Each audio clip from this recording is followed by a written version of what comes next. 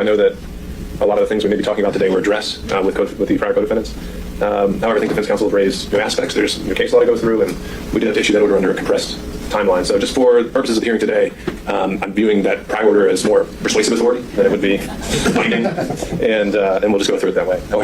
So the last thing, again, I know we'll save housekeeping to the end, but just before I forget about this, I know in a lot of the notices and the orders, I've been using the doc clarification. I'm not sure that that's still an other-facing website that you can even see what I'm referring to when I say doc so-and-so. And I've been told from the clerk's office they're planning to have that updated by March or so. And we can just take a wild guess at what I'm referring to and go from there. But I think that's as close as we can get to PACER right now. And I think based on the volume of motions, I'm going to have to keep doing that. All right, anything else? Let me throw it open to the floor before we dive in. Anything from the state, Mr. Wade? Nothing from the state. No. Okay. Anything from any of the defendants here today, or defense counsel? No, Your Honor. Okay, so the first thing we had, according to the proposed agenda, was dealing with the ECA and the Supremacy Clause. Mr. Gillen, you're taking that one? Well, Your Honor, what we're going to do on behalf of Mr. Schaefer and others have adopted our motion. There are two components to our motion, the ECA and the Supremacy Clause. So I'm going to be addressing some of the comments about the ECA, and then Ms. Pearson will be handling the Supremacy Clause issues, if that's permissible with the court. And she'll, I believe, also be addressing some of the matters that were raised by some of the others dealing with the Supremacy Clause issues. Beginning. Thank you, Your Honor. Now that we know that the prior rulings are only a persuasive authority, I will acknowledge, of course, that we have read the court's rulings in Chesbrough and Powell and understand the court's position on some of those issues.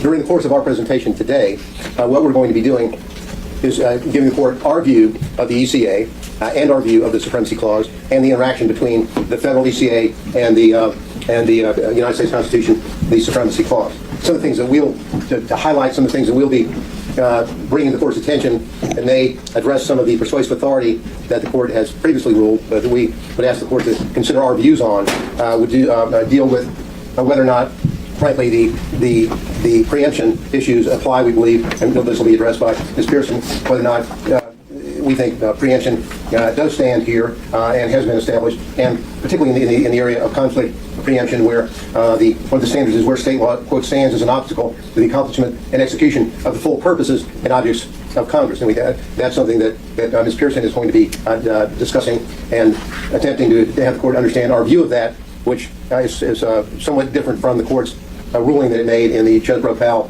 supremacy order issued earlier in this case. The other issue that may come up, or will come up, during the context of our supremacy argument will be in the court's previous orders, the court references whether or not the ECA compels a duty or a requirement. And the argument that will be made by defense counsel is, respectfully, we disagree with whether or not that is the correct criterion upon which the conflict preemption should be judged. Rather, it is the question of whether or not it impedes as an obstacle in accomplishment and execution of the full purposes of the objectives, and that it impedes the right, not an obligation or duty, but the right. So she will be talking about that. The other area that we did file a motion yesterday asking the court to take judicial notice of the filings in this building, in this court, clerk of court, as it relates to the lawsuit that was filed on December the 4th by Donald Trump and David Schaefer challenging the election. We've attached the docket sheet as an exhibit. We believe that there's no question about that. The purpose of that is, one, to show for the record that it was filed, and number two, that it was not adjudicated. There was no adjudication of it as of December the 8th. So that I think that we don't necessarily think that it is mandatory for the purposes of our argument that be included, but for the sake of completeness, we would like the court to take judicial notice of the filings in this clerk's office, which should be beyond dispute. And in that context, we would argue that the Schaefer argument regarding plea and bar and motion to quash the indictment is not necessarily speaking to Murr. The speaking to Murr is if you have to add additional documents or additional facts, but given the fact that the only thing that's really necessary to make an adjudication here, frankly, in light of the supremacy argument that will be made by Ms. Pearson, our view is that you don't have to have the presentation of any facts at all. But again, in the abundance of caution, we would say that if the court were to say, well, there should be some context within your plea and bar, we would say that the record really on that is basically complete by the filing of the lawsuit and the fact that it wasn't adjudicated, triggering the ECA safe harbor provision. So that is something that I forecast that we will be discussing as we progress along. And with the court's indulgence, I'm going to try and move through my part of the ECA argument. I know the court has been. The court will be patient. I know that this isn't the court's first rodeo on ECA or on supremacy, but if the court would bear with us, we appreciate that. But before we dive in, why don't we handle this issue of the motion that you filed?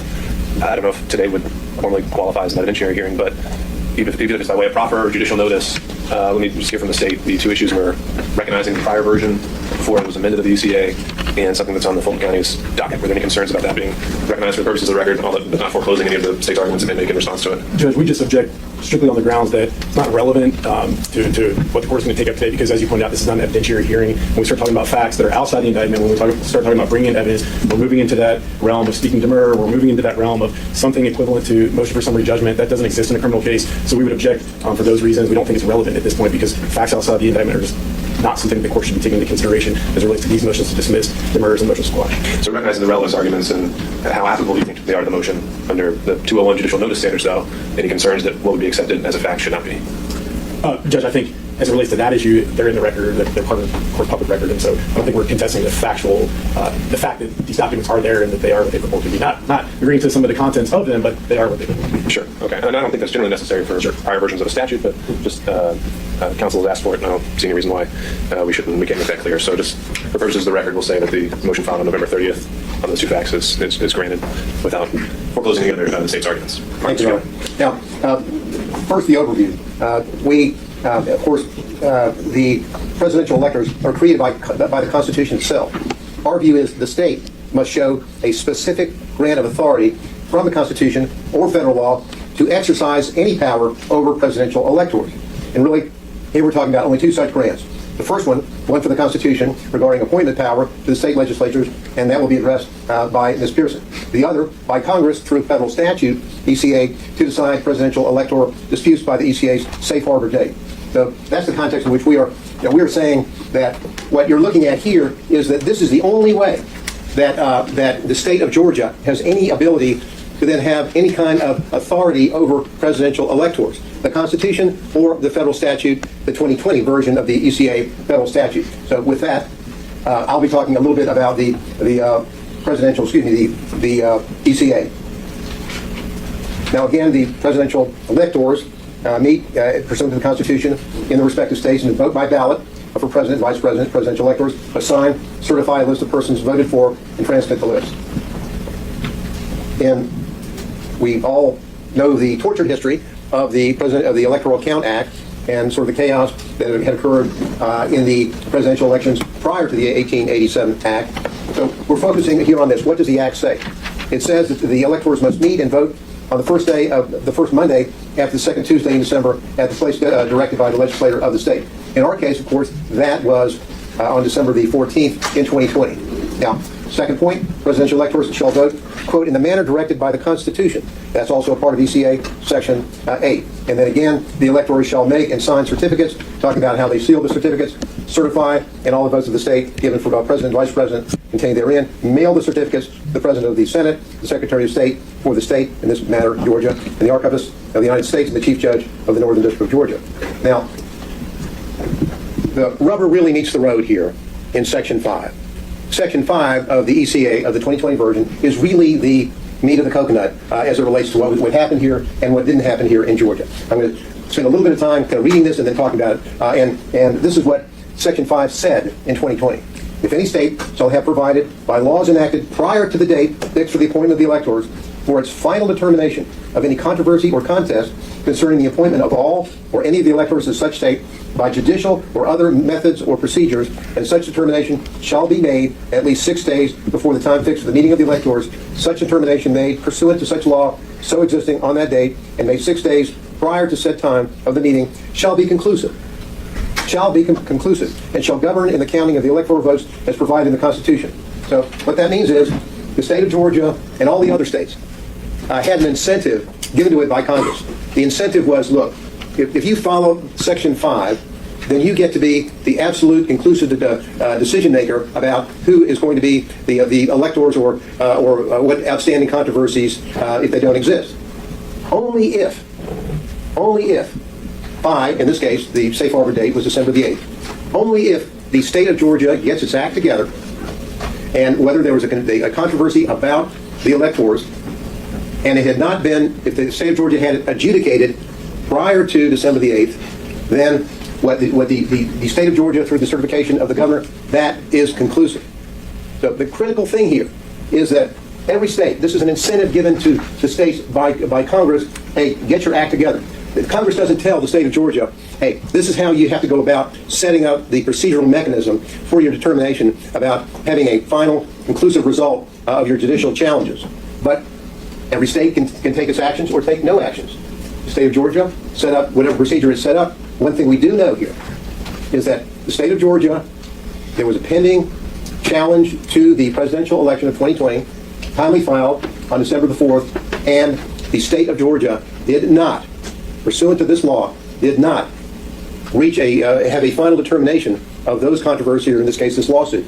We know that, and because of that, because of what happened, then the state of Georgia then loses its ability to make a conclusive determination about which electors are to be counted in Congress. Once they did that, doesn't matter, candidly, how many times the governor of Georgia certified the results of the election or the recount, whatever. What does matter, and what only matters, is that there was a pending lawsuit in this courthouse, in this county, challenging that election, and that by December the 8th, it was not adjudicated. It was not finalized. And because of that, then what happens is the state of Georgia loses its ability to make a conclusive determination about how the electors' votes are going to be counted in Congress on January the 6th. But the state still plays a role, does it not? I mean, isn't the governor's certification supposed to be the tiebreaker when Congress is making No, certification? we're going to get to that, but I'll jump ahead. And the tiebreaker only comes when this happens. If there is, for example, the governor did certify, we all know that, and we all know that the state of Georgia didn't get its act together, didn't have a final adjudication, loses its ability to say that is the certificate of our governor, and it is conclusive. It wasn't under federal law. It may not be conclusive, but aren't there still things happening in the state that matter? Well, certainly, but the only thing that matters as it relates to this federal law, the only thing that matters is they didn't get their act done and get an adjudication in time. So what happens? What happens after that? We're jumping a little ahead of my PowerPoint, but that's just fine. I think we all know what's in the PowerPoints. But what happens is that once they don't get their act together by December the 8th, then all bets about the conclusive nature of the governor's certification go away. But what doesn't go away, the governor's still certified, and what has to happen then is electors have to vote on December the 14th. Now, if there is a question about who the electors are, and this is critical, Your Honor, this is critical, by not getting their act together, by not having a final adjudication, the carrot that Congress gave the state of Georgia and all the other states, if you get your act together by safe harbor date, then, and only then, you get the final call on who the electors would be. But they didn't. Because of that, then all of the Democratic electors and the Republican electors are, in fact, all at that time contingent electors, because there is no certainty about who or which slate will be selected under federal law. As we know, what happens is that once that safe harbor date passes, then the issue, well, now we're getting kind of over into Section 15 of the ECA, but once you get over into there, then the 2020 version tells us what steps are taken to make a final determination about what electoral slates will be decided. You're right. A lot of things are happening in the state. And let's go over things that could have happened, that didn't happen. For example, there could have been an adjudication after safe harbor on the pending election. Of course, that would not have been definitive and conclusive as it relates to the safe harbor date. The power has still shifted over to Congress. But had there been an adjudication of the lawsuit itself after the safe harbor date, then certainly the adjudicator, and this is critical here, the adjudicator is Congress, not the state of Georgia. So the adjudicator, Congress, could then say, well, here we have a certification from the governor of Georgia, and we have a result in a lawsuit. Let's just say, hypothetically, had there been, and parenthetically, there was never an adjudication by a court on the lawsuit. It was never addressed at any point. But that's somewhat tangential to the issue about whether or not what Congress can do with information. They are the adjudicator under the 2020 law, and what they can do is the following. They can sit there and they can go, well, now we know that the lawsuit was dismissed or was adjudicated against President Trump and David Schaefer. Okay? If that's the case, they can consider that. It's not just conclusive. It's not definitive. They can consider that in making their determinations about what they're going to do. Or, for example, if on the other hand the lawsuit was adjudicated in favor of President Trump and David Schaefer, then Congress could then look at those facts as an adjudicator and make a determination about whether or not they should choose the Democratic slate that had been previously sent up by the governor or by the Republican slate that had been sent in. So then and only then. But what happens in Congress is the following, and we all know it was a somewhat, and this is important consideration, Your Honor. This is a process set up by Congress. The whole ECA is a process in order to make sure that it can be done in an appropriate way that's approved by Congress, because they have the power to delegate. Approved by Congress, and the whole process involved the safe harbor date, the whole process involved the December 14th meetings, the whole process involved everything that happened after December the 14th, upon which the adjudicator, Congress, could make a determination. So let's just say up it goes to Congress, and as we know, the procedure at the time in 2020 was as follows. What was the procedure? Well, here we go. Were there objections filed by a senator or House of Representative regarding the election? If there are appropriate objections filed, then the Senate goes and votes, and the House goes and votes. Let's just say that the House goes, well, we think that it's the Democratic slate, okay? And then the Senate says, we think it was a Democratic slate. They agree. Once they agree, it's done. They agree, and it's the Democratic slate. However, the law in 2020 says that if the Senate and the House of Representatives disagree about which slate of electors would be received, then there is not an agreement between the houses of Congress, and then and only then does Congress, in its power, go back to the governor of Georgia and say, okay, tell us again, which one did you certify? And he says the Democratic slate, and that would be it.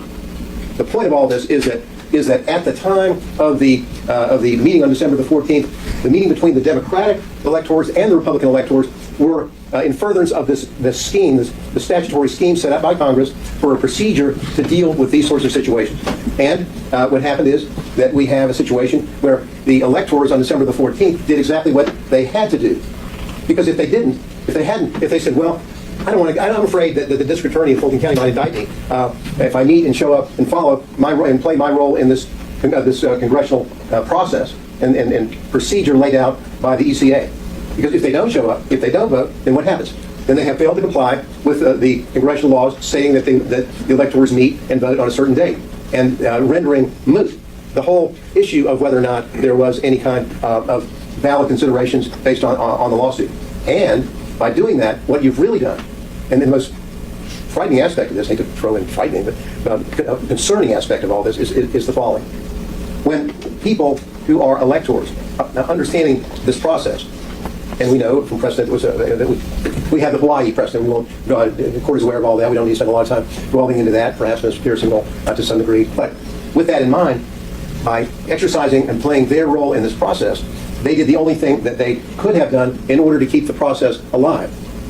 Because if they did not do it, the state of Georgia, by failing to meet the safe harbor date, if the threat is out there, all right, we failed to meet our safe harbor date of December the 8th. But, Mr. Republican elector, if you show up and you follow the Hawaii precedent, and if you follow the ECA, the understanding of the ECA, that you have to vote in order to determine whether or not the Democratic or the Republican electors are selected by Congress, then what you've done is allow the state, through the district attorney's office, to say, by threat of indicting you in a grand jury, if you show up, they're defeating the purpose of the congressional procedure and scheme set up in 2020. As we know, things have changed now since 2020.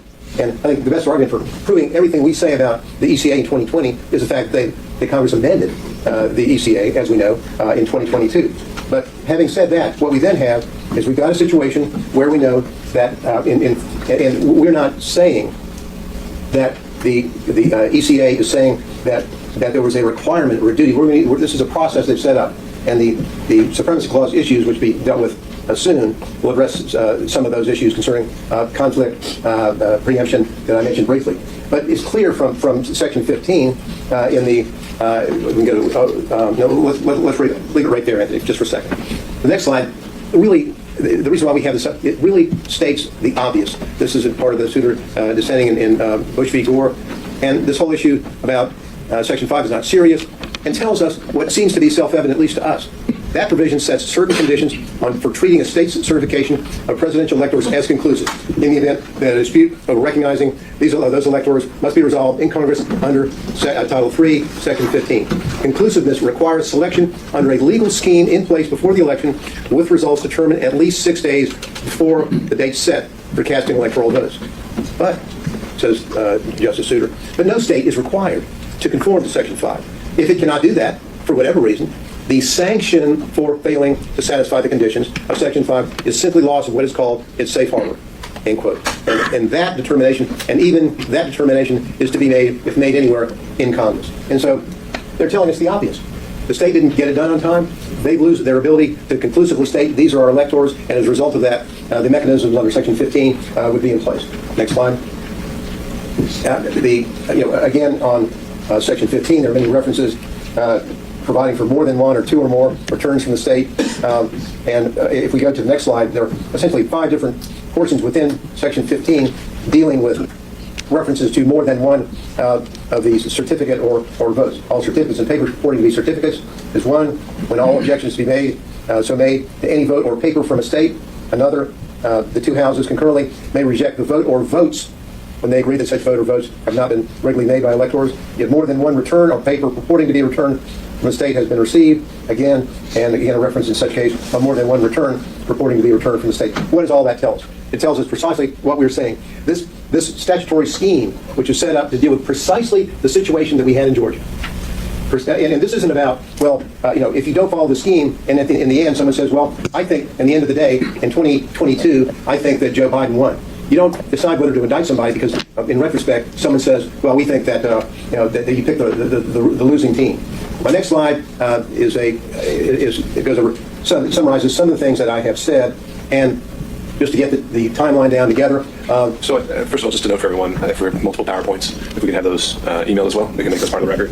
And Mr. Gunn, I think you're laying out exactly how it works. I think that's laid out in the briefing as well, and I think that's probably would be quite relevant to the issues of justification or intent for the purposes of today for a pre-indictment challenge. I think that should be our focus. Well, so I think you're, of course, being kind of saying you don't want me to get through my PowerPoint, my timeline. That's fine. I'll address what the court said. We're saying that this timeline and our arguments concerning the scheme isn't confined, as the court and some of the orders it made in Chesbrough and Powell regarding the motion to denial of the motion to dismiss for supremacy, and some of the arguments on demur that it would be something that would be more appropriate for a directed verdict. With all respect, the persuasive authority we would disagree with in that context, because what we have here is the record before the court shows everything that we have said is a part of this case. The court has taken judicial notice of the filings and the triggering mechanism of the ECA, the failure to comply with the safe harbor date. That isn't something for the jury to decide. These electors should not have to wait for a jury when, on the self-evident the facts of the indictment and of the law, that everything they did was lawful and appropriate. That is our point. This is not, with all due respect, Your Honor, a situation where a defendant is saying, "Oh, this is a speaking demur," and I've now added as in the Chesbrough or Powell motions attachments of certain transcripts, or the court said, "Well, that's really a speaking demur." Here, we're saying, on the face of what the court has, the court should make a determination. This needs to stop as it relates to folks, the electors. It should stop, because what they did under the law and under the record and this indictment as we have it, they talk about it December 14th, it should stop. Now, they should not be forced to have to go through a 4-month trial and then say at the end of that exactly what we told the court. What they've done is lawful. And what they have done, frankly, in my opinion, was appropriate, and would have perhaps been not appropriate had they been frightened away from fear of prosecution and not done what the federal law had stated. And parenthetically, Ms. Pearson is about to get up and is going to say that that there really aren't, frankly, even necessarily a need for any kind of factual issues, or even the submission under the notice, the judicial notice the court gave us, because of the Supremacy Clause issues, that it should end for us and for the others as it relates to the Supremacy Clause issues. The final slide is simply making the point that I made before, which is critical. As of December the 14th, 2020, because no conclusive result under Section 5 had been reached by Georgia, the Republican and Democratic presidential electors, they were all contingent. presidential electors. They acted appropriately, and for that, Your Honor, I will pass the baton to Ms. Pearson for her supremacy arguments. Thank you.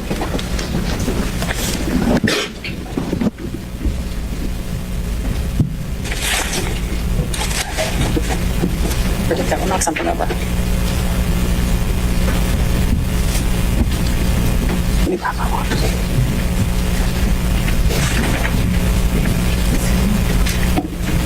Good morning, Your Honor. Good morning. I'm Holly Pearson. I also represent Mr. Schaefer, and we also are arguing these issues for supremacy clause and constitutional issues for all the other defendants who have adopted our arguments or who have also made their arguments that are here with the court today. I appreciate what you said, Your Honor. Obviously, we studied the earlier orders, the arguments, the briefing, and I think that the way I look at it is the court was only given about 10 pieces of a 50-piece jigsaw puzzle to try to put it all together, and what I'd like to try to do is give the court the full picture, put it in context to see how the Constitution instructs the court and the District Attorney's Office to act. I think there are sort of 4 areas where I think that there is going to be a lot of additional information and that is critical to why this is different and why the outcome should be different. The first is the fact that presidential electors are created by the Constitution. And therefore there are the implications from that we'll talk about, there's no traditional state powers or 10th Amendment reserved powers, and that's an important and very different situation. Number 2, the boundaries of the constitutionally granted appointment power. There hasn't really been any before now briefing or discussion about where are those boundaries and is the state inside of them and outside of them. And as we will see, they are firmly outside of them, and therefore they cannot rely on the appointment power to authorize any actions they take against presidential electors. So third, Mr. Gillen touched on this, but it's important that we're looking at Congress here in its adjudicative role, and we'll talk about why that matters. And then fourth, there are some additional arguments on the preemption that's already been discussed, and there are also additional types of preemption that apply here when all of this is put in proper context. So starting at the beginning, presidential electors are created by the Constitution, and because of that, this turns this on its head from the traditional state powers that are presumed. Here, in the United States term limits case versus Thornton, the Supreme Court said that for entities like presidential electors or members of Congress that are created by the Constitution, the exclusive federal function that they form, the function they form is federal, and any power that any state has over them has to be delegated to it, and it's not reserved. So it has to be a specific delegation by the Constitution to the state to act. As the Supreme Court said, the states can exercise no powers whatsoever, which exclusively spring out of the existence of the national government, which the Constitution does not delegate to them. No state can say that it has reserved what it never possessed. And in the absence of any constitutional delegation to the states, such a power does not exist. So the obvious and normal question then is, what power does the Constitution give to the states with regard to presidential electors? Because we know we can't rely on the state's original or reserved or the 10th Amendment reserved powers here, because the construct of it being created by the Constitution and the Supreme Court's explanation of that in term limits says that we cannot. So what power do they give? They give the power, did I skip one? There we go, sorry. Technical difficulties. What authority does the Constitution give? Well, it plainly gives one limited power to the states. It gives the state the power of appointment in the manner that the legislature sees fit to appoint presidential electors. Well, what does that mean? Because the discussion so far has been, well, we have appointment power. That means we can do anything we want at any point at any time with regard to presidential electors, and it's essentially unlimited. Well, that just isn't the case. The Supreme Court has made explicit that the appointment power stops at least before they ballot. And I think the construct of the Constitution makes clear that the appointment power of the state, which is broad, when you're acting within it, they have broad authority to set the manner, means, qualifications, procedures, etc. around the presidential electors.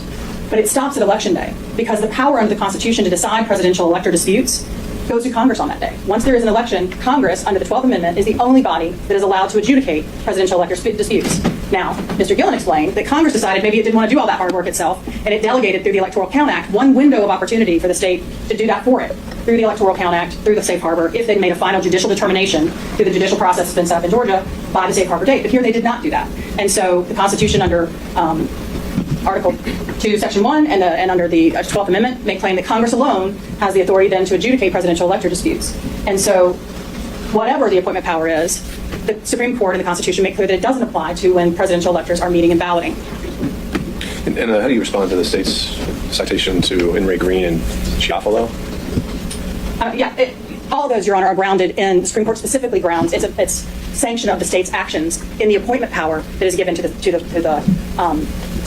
state. So, for example, Chiafalo is a follow-up case to Ray v. Blair, which we'll talk about, which is cited here. Ray v. Blair was the first case the Supreme Court looked at about what's the limit on the appointment power of the state. And that case was not quite Chiafalo. It was, can we make presidential electors swear an oath of loyalty to the candidate? So, in other words, faithless electors. Can the state impose on an elector the duty to vote for the candidate of the party? And what the Ray case said was, yeah, they can do that. But the only reason they can do it is because it is part of the qualifications of the elector themselves, and therefore is grounded in the appointment power. ShhSocials is the next iteration that you talked about and that the state has relied on, next iteration of the Ray v. Blair case. And what it said is, okay, we said in Ray you can make the oath. In ShhSocials, the question was, can you enforce the oath? And the Supreme Court specifically grounding itself, and I have here, yeah, quote here from the court, they specifically grind or ground or base their authority, the state's authority, to enforce those pledges on the appointment power, because it's about setting the qualifications. And even though it's enforced afterward, it is based on the pre-election and pre-appointment power that the state has. So that's ShhSocials, that's Ray, that's Burroughs, that's Green, that's all of the cases that the state decided and that we've talked about. They're all grounded in the appointment power. And if you read them, Your Honor, Ray, ShhSocials, all of them talk explicitly about it. About how it has to be grounded. And the faithless elected cases are actually a really good example of why we know the appointment power is so limited, because the Supreme Court had to go out of its way to base the authority of the state to do it in the appointment power, because it knew it didn't have anything beyond the appointment power. And then some of the dissent you'll see from Thomas and others, they sort of make these points. So what is clear? So ultimately, are you saying that anything an elector does, because that is exclusively the purview of federal authority, the state has to stay outside of that? Well, anything they do as an elector. I mean, if they went out and committed a murder, I mean, the state would obviously be able to prosecute them for a murder. But here, in this case, they have been prosecuted for their actions as presidential electors. And it's not just me saying so. This is what the Supreme Court has said here. They've said that presidential electors exercise a federal function in balloting for president and vice president. They say that they exercise federal functions under and discharge duties in virtue of authority conferred by the Constitution of the United States. So yes, once we're back in the federal realm and outside of the appointment power, the state has no authority. Remember, under the term limits case, it's the state's burden. Unlike the normal presumption where they have sort of plenary and common law and traditional police powers, that doesn't exist here. The term limits case makes clear they have to identify some specific authority that they have over these presidential electors. The only authority they have identified is the appointment power, and the appointment power plainly does not apply to the activities for which they've indicted the presidential electors, which are solely within the federal realm here. We talked about ShhSocials. And that's really the point here, Your Honor. It's not whether the electors can do whatever they want. It's about which sovereign gets to govern them. And under the Constitution and the ECA, only the federal sovereign gets to govern them after the appointment power is passed, is expired, is over, whatever you want to call it. Same point, Your Honor, with the Georgia statutes that the court previously cited. Same point as the Ray and the ShhSocials case. Yes, the state undisputedly has the right to exercise its appointment power over the presidential electors, but all the statutes that this court cited to are related to that appointment power. They're about the how, the when, the whys. They're not about the whats. And the what here is what the presidential electors are doing, exclusively created by the Constitution, exclusively governed by the Constitution and Congress and the ECA. So, and that is what they're charged with here. There is no conduct in this indictment against my client or the other electors that has anything to do with the appointment power. It all has to do with the balloting, the meeting and the balloting, and that's exclusively federal. They have to show what authority they have, and they cannot. We also have, even if this weren't the case, Your Honor, we also have preemption issues in this case. We have, structural or constitutional preemption is what I call it. Then we have the more commonly known conflict in field. But there are two types of each of those, because, why make it easy and have one type of conflict and call the other one something else? We have two types of conflict, which is where you can't comply with both the state and the federal law at the same time, or when the state law obstructs Congress's purposes and objectives. Both of those apply. Then you have field, where Congress's regulation is so pervasive there's no room for the states to supplement it, or where the federal interest is so dominant that you presume state laws are precluded. And I will say that second type of field is somewhat similar to the structural and constitutional preemption, and they call it one in some cases and one and others in the others, but it's similar analysis, but we'll address each of them in turn. As to structural constitutional preemption, states can't use their criminal laws to interfere with actions that are inseparably connected to the functioning of the national government. And this is sort of the general Supremacy Clause preemption argument. The Supremacy Clause, as you know, trumps state laws that are inconsistent with it. But in the Loney case and the cases that follow it and cite it, what the Supreme Court has said, there's just going to be, whether there's another federal statute or not, whether there's another constitutional provision or not, there are just going to be some times when it is so closely connected with what the federal government is doing and the functioning of the national government, we're just not going to let the states in. And we're not going to let them come suit up and play on our field. And that is what we have here. The Supreme Court has told us, I think it's probably self-evident that the election of the president is one of the most closely and most inseparably connected to the functioning of the national government of any activity undertaken. But the Supreme Court has helped us by telling us so. The president is vested with the executive power of the nation. The importance of his election and the vital character of its relationship to and effect on the welfare and safety of the whole people cannot be too strongly stated. The state objects to my Loney case, or the Supreme Court's Loney case that I've cited, but it's really on all fours. Well, maybe on all three and limping, as one of my law professors used to say. But and what happened in the Loney case, Your Honor, is very similar to what happened here. And what happened there is Mr. Loney is a regular citizen. He's not a presidential elector. He's not a congressman. He's just a guy who happened to have some evidence that Congress needed when it was acting in its judicial capacity, its quasi-judicial adjudicative capacity, to figure out which candidate from an election in Congress was going to sit in the congressional seat. So it was adjudicating a congressional dispute, which, as you know, it's constitutionally entitled to do exclusively. And apparently, according to the Supreme Court, the local law enforcement didn't care for whatever testimony Mr. Loney gave because it apparently supported the candidate that they didn't like. And so Mr. Loney comes out from the, given the testimony through deposition, and because he was sworn by a state notary, the state charged him with perjury. And the Supreme Court ultimately said, no. This is a congressional dispute being disputed. He's giving evidence and testimony to Congress to help him in this adjudication, and therefore, this is too close to the functioning of the national government. This is too related to the federal system for us to allow the state to use its criminal laws to intrude here. And, Your Honor, Loney and our case are virtually identical. In Loney, you have a federal election matter that's being resolved by Congress. There, it was a congressional contest. Here, it's a presidential contest. There, you have Congress acting in its adjudicative capacity, which it almost never does, right? It only has two instances that I'm aware of. These two. It gets to decide congressional disputes, and it gets to decide presidential elector ballot disputes. One's Article 1, Section 5. The other one is the 12th Amendment in the ECA. And then here you have a defendant, just like in Loney, that's indicted for taking actions that are under exclusive federal authority, according to the Supreme Court, to assist Congress in their adjudication. In the Loney case, they were testifying in a congressional dispute. In this case, the electors were submitting elector ballots that the statute specifically allows them to submit for Congress to adjudicate. And so, again, Your Honor, it may not be all fours, but I think it's on 3 and limping. So that's constitutional preemption. Just, it's too close to the federal government, the state has to get out. There's more specific conflict preemption. There are two types. The first type is we can't comply with both state and federal law at the same time. And I do think that the introduction in the last argument of the duty concept did not come from the court. But I think that Mr. Gillen is right, that is not the proper framing of the conflict analysis here. It's not whether they had a duty or were compelled to do something. It's whether the federal law gives you the right or ability to do something, and the state is interfering with your federal ability to do that. So the state cannot criminalize what federal law allows. And here, they are criminalizing the submission of ballots that the ECA under Section 15 plainly allows. In fact, it allows it 5 different times in one section of the statute, as you can see. And to be clear, Your Honor, I think they covered this in the prior, but it's been a while. So a reminder, the ECA doesn't say you can just submit presidential elector ballots. It says certificates and papers purporting to be certificates. I mean, it's it's saying, bring me your tired, your poor, your certificates, your purported certificates, your, any vote or paper, any vote, any return. And so clearly the federal law authorizes It's a little different than the Statute of Liberty, though. Where's it welcoming? I mean, where does it asking for this extra work? Well, Your Honor, the Supreme Court has said clearly the ECA was passed because the routine nature of giving these multiple ballots, I think that's covered in Mr. Cheeley's documents pretty quickly. But whether they are asking for it or not, they are plainly saying it is authorized. And they're and it's part of their plenary authority to be the adjudicator. And it makes sense if you put it in the context of like a court, Your Honor. They're acting in their adjudicative capacity. And what they're saying is, here's the kind of evidence that we're going to take. And some of it may be more persuasive than others. Certificates might be more persuasive than papers purporting to be certificates. Things with certificates of ascertainment from the governor might be more persuasive than 16 buddies getting together and sending in something on in crayon. But we're going to take it, and we get to be the adjudicator of what's going on with here. And what the state is saying is, we get to tell Congress what evidence it's allowed to receive, even though Congress has made plain that it will receive and adjudicate these types.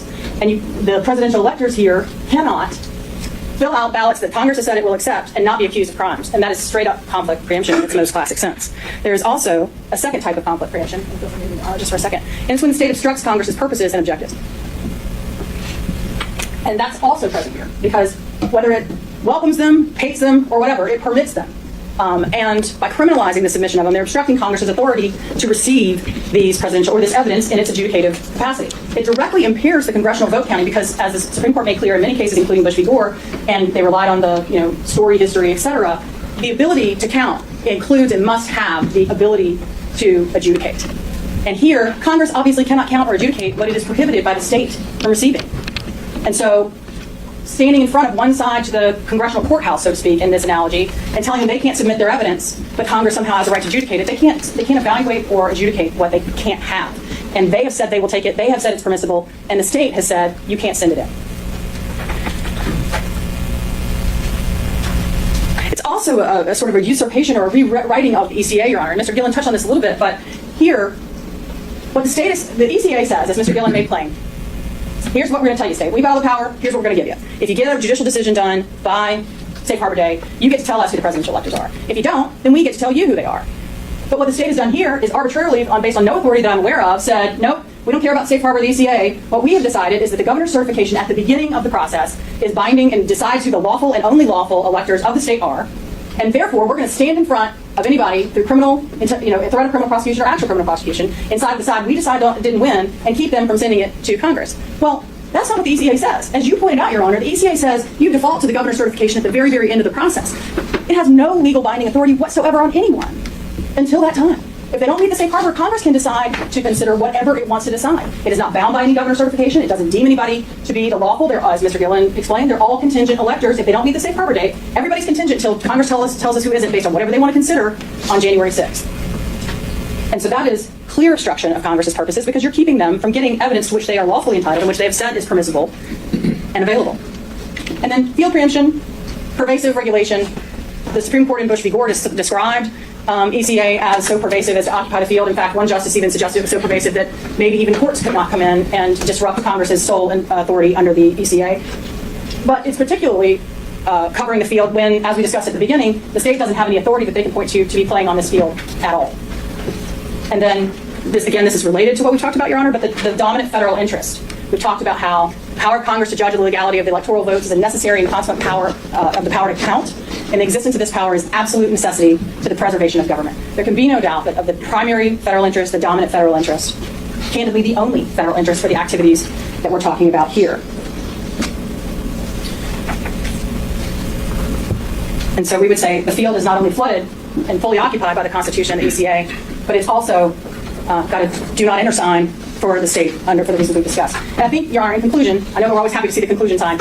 In conclusion, I just want to say in the big picture, if we think about what we're talking about here, I think it makes intuitive sense if you look at what the Constitution does and how it is structured. I don't think it makes any intuitive sense that the framers intended for one state prosecutor in one state to take on a huge federal investigation involving so many disruptive forces in the federal government and in the functioning of the national government. The Supreme Court and the Constitution, I believe, have tried to make clear that that is not within the boundaries of what the state prosecutors can do. It doesn't mean if there were crimes committed that those people walk or they go scot-free. What it means is which sovereign gets to be the enforcer. And here, it has to be the federal government because the state cannot ground its indictment, and has not grounded its indictment, in any power given to it under the Appointment Clause or in anything else. The only thing else out there is a safe harbor, and there's no dispute that that wasn't met. And I know in a case like this, we're pretty far down the road, and it's pretty difficult to say, hey, oh, wait a minute, guess what? No, you don't have jurisdiction or authority to do this. But we're all, at the end of the day, bound by the rule of the law. And here we're talking about the supreme law of the land, what the Constitution tells us we have to do. And if we follow that rule of law here, Your Honor, this has to be dismissed.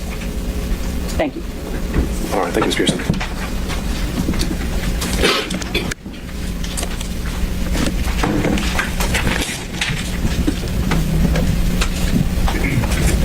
You guys mind popping out of screen? Sorry again? You guys mind popping out of screen sharing? You're speaking tech language. I have to speak to Anthony. Thanks.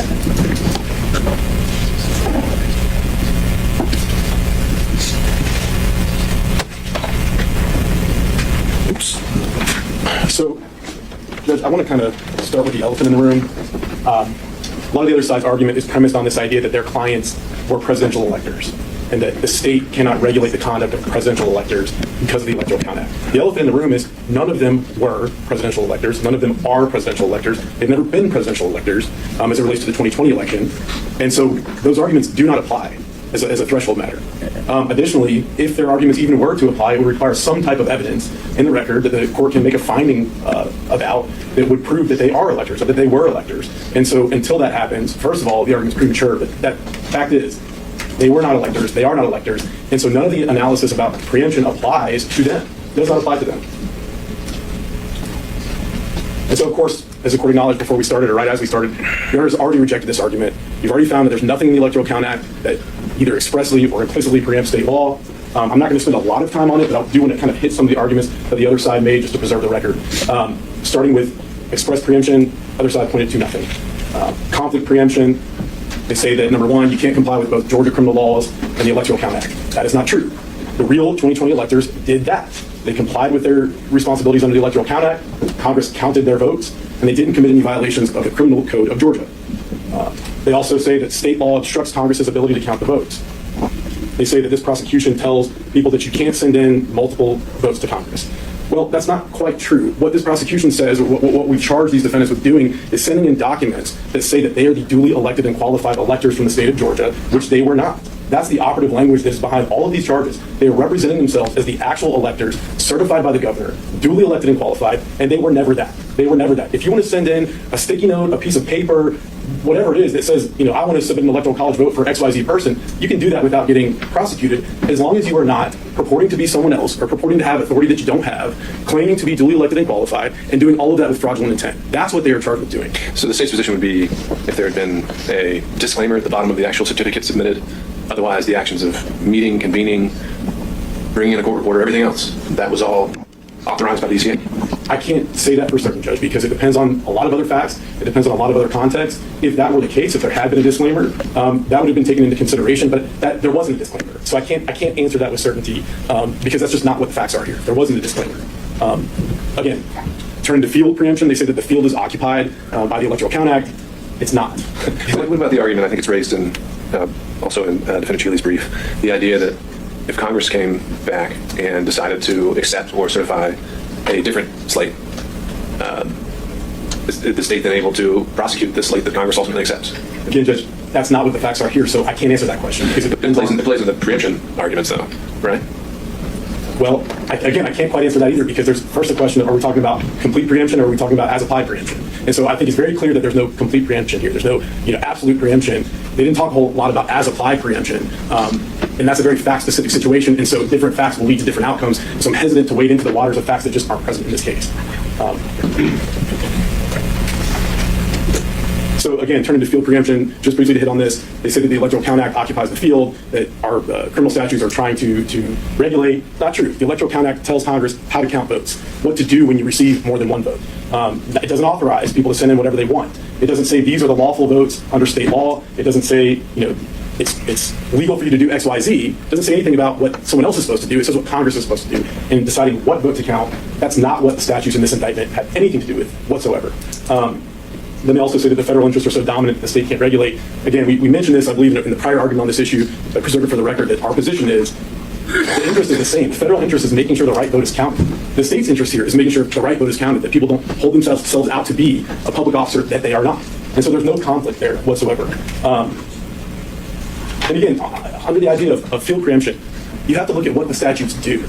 And there's no statute, no federal statute that they've raised that punishes people for pretending to be presidential electors. Maybe there would be some conflict there. I'm not saying that there is, because there's plenty of case law that suggests that the federal government can prosecute people for the same acts. But we're not getting one set of laws that completely occupies a field that Georgia's laws are intruding upon. Just want to kind of preserve those issues for the record, and I'll move on now to some of the more substantive arguments. And I want to start with this because I think this is a very important concept. In their briefs, they really hit on this idea that Georgia lacks delegated power to prosecute them under the United States Constitution. That is completely at odds with the 10th Amendment. And I don't think that this is anything new to the court. The power is not delegated to the United States by the Constitution, nor prohibited to it by the states, or reserved to the states. So the Constitution has to delegate specifically power to the federal government, and that which is not delegated remains with the states. And that includes the power to prosecute people for committing crimes. Again, this concept goes back to the beginning. Take a look at the Federalist Papers. Federalist number 45, James Madison wrote, powers delegated by the proposed Constitution to the federal government are few and defined. Those which are to remain in the state governments are numerous and indefinite. The powers reserved to the several states extend to all the objects which in the ordinary course of affairs concern the lives, liberties, and properties of the people. This is not a difficult concept. Again, the courts recognize it. In our federal system, the national government possesses limited powers. The states have, and the people retain the remainder. What the court acknowledged in its prior order is called the police power. We have the power to regulate fraud in our elections. Again, they attempted to turn the 10th Amendment on its head, and even if you take a step past that, the Constitution expressly assigns the states the power to regulate elections. We pointed this out in our briefs, but it starts with the Constitution, Article 2, Section 1. It expressly assigns to the states the power to appoint in such manner as the legislature thereof may direct a number of electors. That means that the states determine who their electors are. It's in the Constitution. The Electoral Count Act cannot interfere with that. And again, as the court pointed out, we've made some cites of some of these other cases. In Ray Green, 134 U.S. 377 and 380, an 1890 case. Congress has never undertaken to interfere with the manner of appointing electors, or to regulate the conduct of such election, or to punish any fraud in voting for electors, but has left these matters to the control of the states. I don't know how much more explicit it can get. The Supreme Court recognized many, many years ago that the state has the power to punish fraud in federal elections. And this issue was kind of taken up again very recently in 2023 by the Supreme Court in Moore v. Harper, 143 Supreme Court 2065. State legislatures must provide a complete code, and this is dealing with the manner of holding elections clause in the part of the Constitution that grants the states the power to conduct federal congressional elections, but it uses the same language as it relates to presidential electors. So the state legislatures have to provide a code for congressional elections that includes regulations relating to notices, registration, supervision of voting, protection of voters, prevention of fraud and corrupt practices, etc. And we would submit to the court that analysis of the word manner as it relates to the congressional elections, the same word is used as it relates to presidential electors, and the same analysis applies. Manner means we have the power to prevent fraud and corrupt practices in our presidential elections. And as the court pointed out, the Supreme Court unanimously held that should follow that Article 2, Section 1 of the Constitution gives the states far-reaching authority over presidential electors absent some other constitutional constraint. And as the court also pointed out, they said that the states have the power to penalize faithless electors. And this is talking about real electors, real actual presidential electors. If there's the power to impose a penalty on the real electors, how does it make any logical sense that the state can't prosecute people who are not electors? I'm going to turn to the safe harbor argument. The defendants contend that if there's pending litigation upon the passing of the safe harbor deadline, then Congress decides who a state's electors are. That's absurd. That flies in the face of Article 2, Section 1. It just doesn't make any sense. Does not authorize, the Electoral Count Act does not authorize multiple slates of electors. It provides a procedure for how to determine which slate is the real slate under state law. And if you look at the Electoral Count Act of 1887, when those disputes arise, Congress has to look at state law and determine what state law followed. But we don't even get there.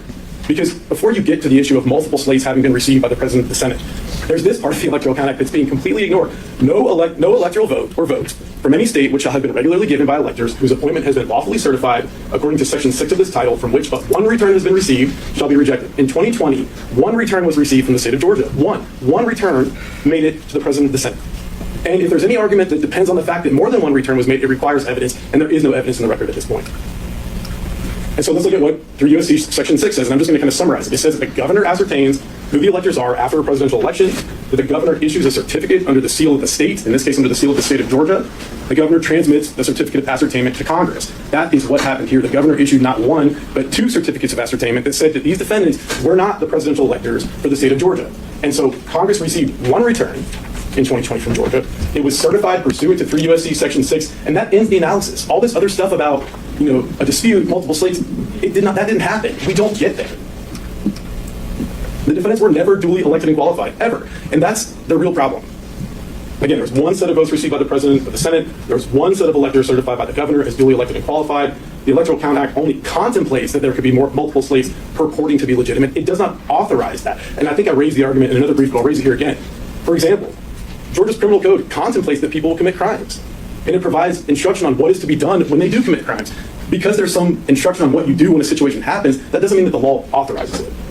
And again, conclusiveness under the safe harbor provision does not mean that anyone can lawfully purport to be an elector duly elected and qualified by the state of Georgia. Conclusiveness means that if certain requirements are met, it's conclusive that these are the votes. But it doesn't mean that if those requirements aren't met, then they're not the votes, and Congress decides who the real votes are. That's not what the safe harbor provision says. It's just not what it says. Also, contingent electors do not exist under federal law. And this was taken up in the federal court. I referenced it in our brief. I understand that it's persuasive authority here, but there's no reference to contingent electors in any federal law cited by the defendants. The only reference to the idea of something close to a contingent office holder is under OCGA 21-2503. What that statute says is that if an election is contested, then the presumptive winner takes the office on a contingent basis. And then if the election contest is resolved against that person, then the other person comes in and takes the office. It's not clear even that applies to presidential electors in the first place. So this idea of contingent electors, number one, doesn't exist under federal law. Number two, to the extent that it might exist under state law, does not apply here. And also the defendant's safe harbor theory is incongruent with the Constitution. Again, Article 2, Section 1, each state shall appoint in such manner as the legislature thereof may direct a number of electors. This is granting the power to the states to decide who their electors are. And this is fundamental to the way that we elect presidents in this country. The states get to decide who their electors are. They submit a certification, votes of those electors to Congress, and Congress counts them. Under the defendant's theory, their theory is that if an election contest lawsuit is filed in every state at 11:59 p.m. on the day safe harbor passes, Congress gets to choose who every state's electors are. Every state's divested of its constitutional authority to appoint its own electors, and the will of the voters is irrelevant. So if you file a lawsuit under their theory at 11:59 p.m., there's pending litigation, safe harbor evaporates. Now Congress gets to decide who wins a presidential election. That makes no sense. Another example, let's say 10,000 election contest lawsuits are filed in Fulton County after an election. Does that mean that the Superior Court bench has to resolve all of those cases prior to safe harbor in order to preserve Georgia's constitutional authority to appoint its electors? It doesn't make sense. It doesn't make sense.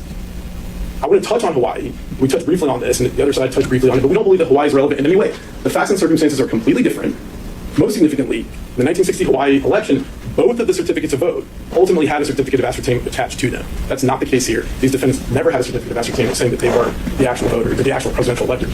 Again, now I'm not going to comment on whether it was lawful or not lawful, what those Democratic electors did in 1960 in Hawaii, but the other side has provided no authority that says what they did was lawful. They say the Hawaii precedent. Well, there is no precedent. There was a situation that happened in a trial court, and we've had no appellate review of it. We don't know what happened there other than what happened in the trial court. There was a recount ongoing at the time. The facts are wildly different. The The lieutenant governor of Hawaii at the time, who was acting as governor, knew that the Democratic electors were going to meet and submit a slate of votes, and they essentially authorized them to do it. Again, I'm getting into facts. I'm trying to stay away from facts because it's not appropriate to get into facts in this type of motion.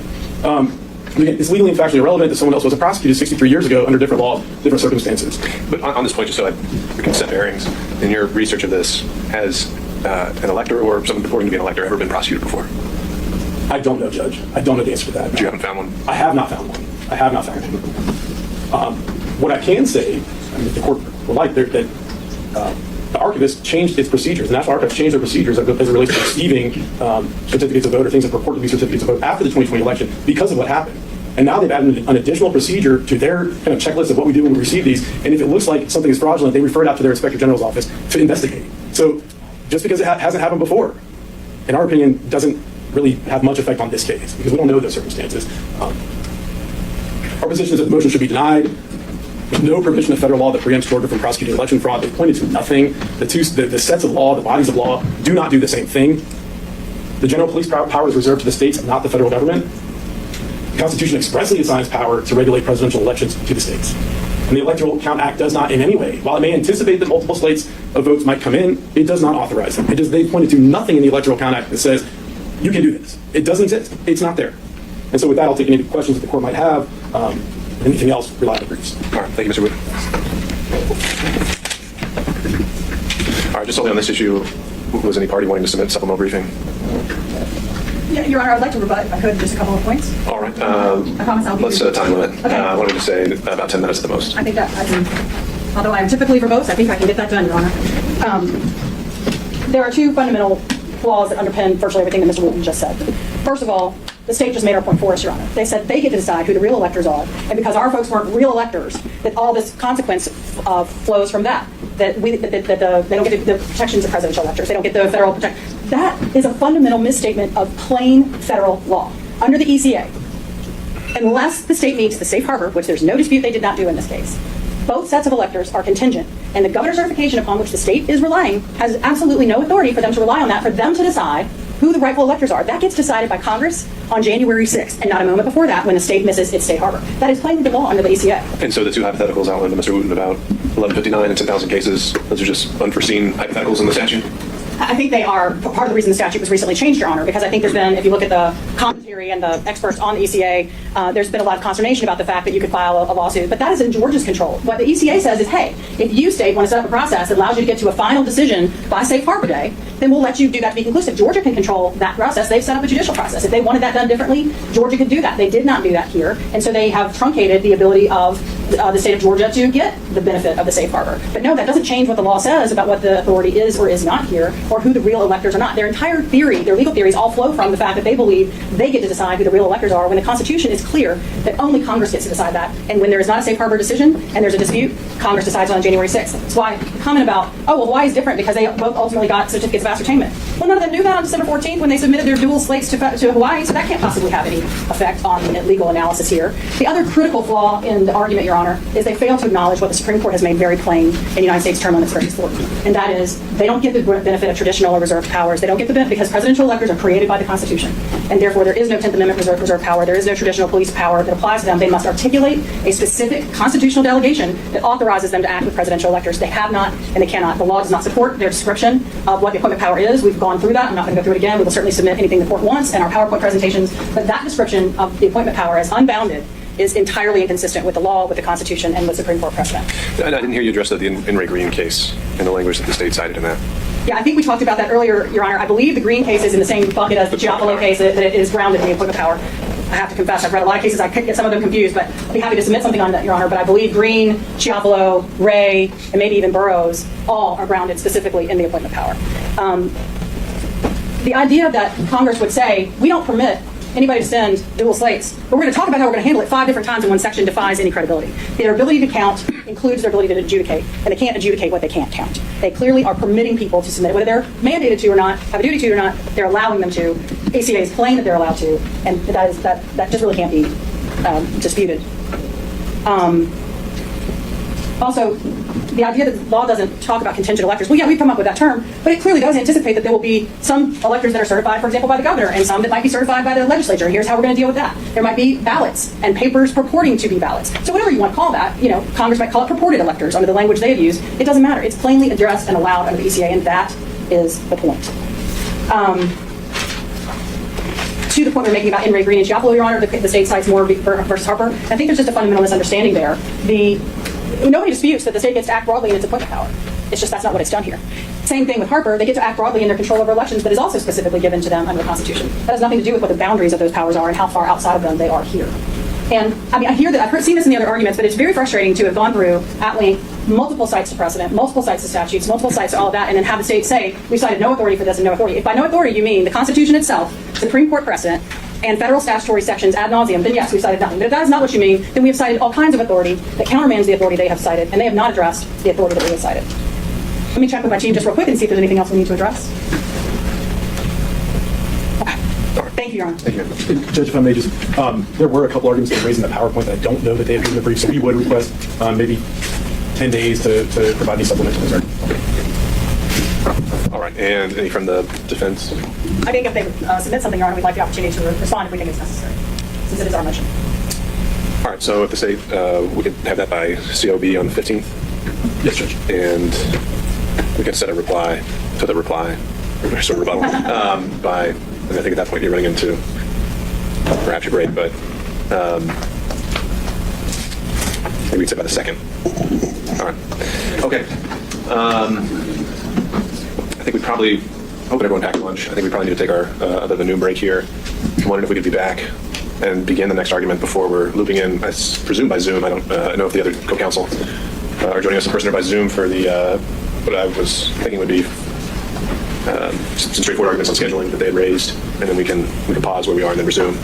So my thought is come back at 12:45 and get started on the next argument. All right, let's do that then. We'll be in recess. Thank you.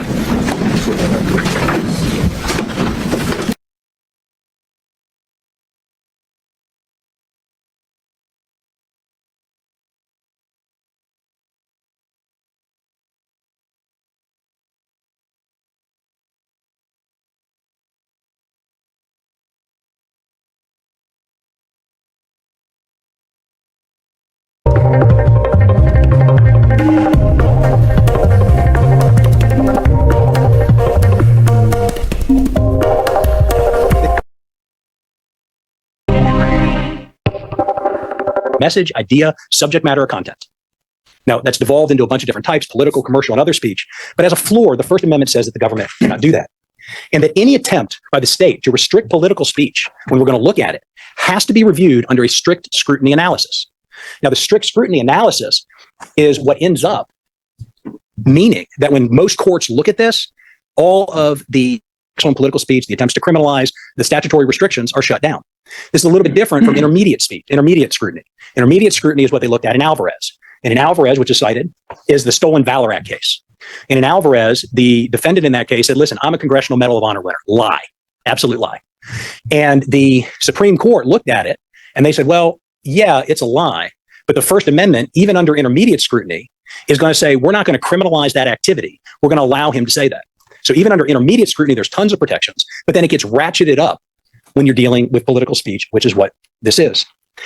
And the Eighth Circuit, again, quoting from United States Supreme Court cases, said that when you go ahead and you apply strict scrutiny, there is going to be almost no amount of fine tailoring that a government can do with its prosecution or a statute that can override the overwhelming free speech protections speech. And they say that because a criminal prosecution of political speech is particularly dangerous, quoting Judge Breyer, and consequently, it can easily result in censorship of speakers rather than their ideas.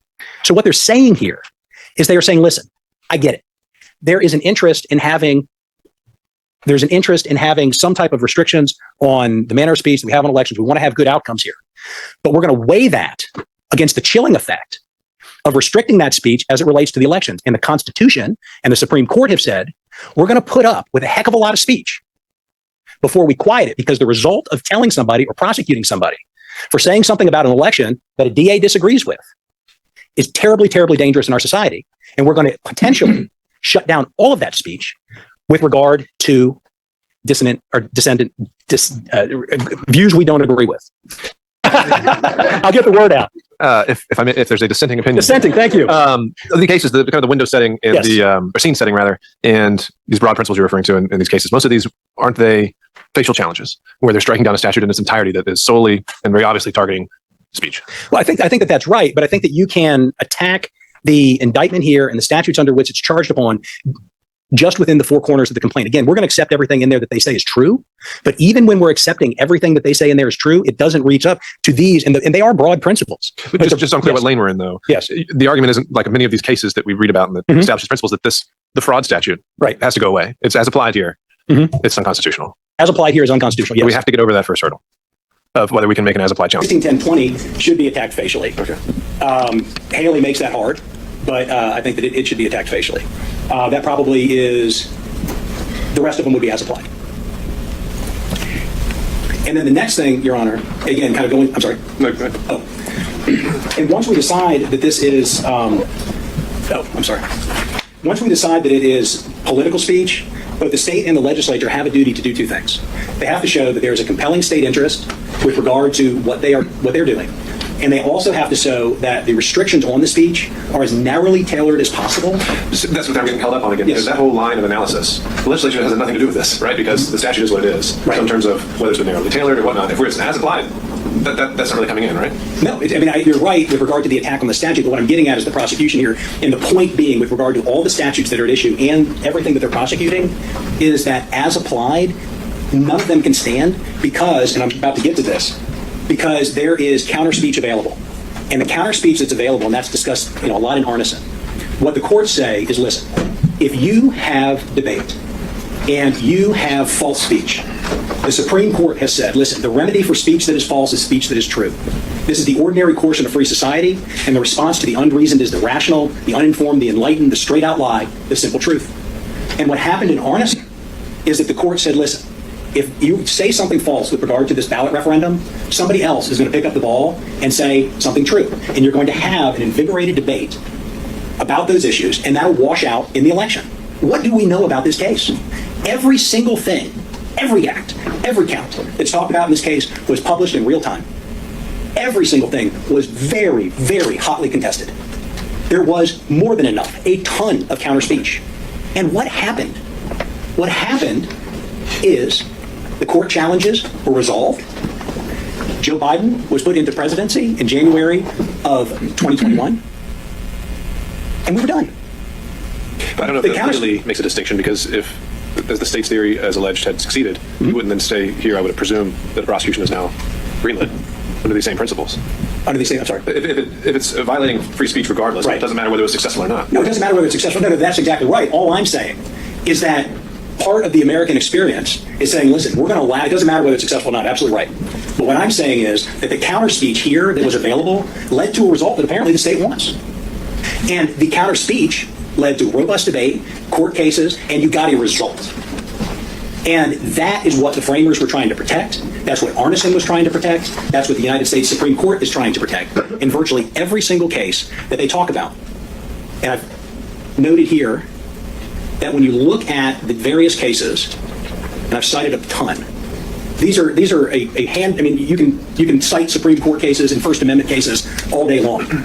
But in all of these cases that the Supreme Court raises when it relates to political speech, it is almost invariably going to fall out on the side of let the speech occur. Even if it's false, even if it's fraudulent, when it's in the course of an election, and especially a presidential election. And especially when you're going to have people on the other side going at it hammer and tong to figure out what is the truth. When you say even as with fraudulent, do you mean even if false? Even if false, yes, excuse me. Even if false.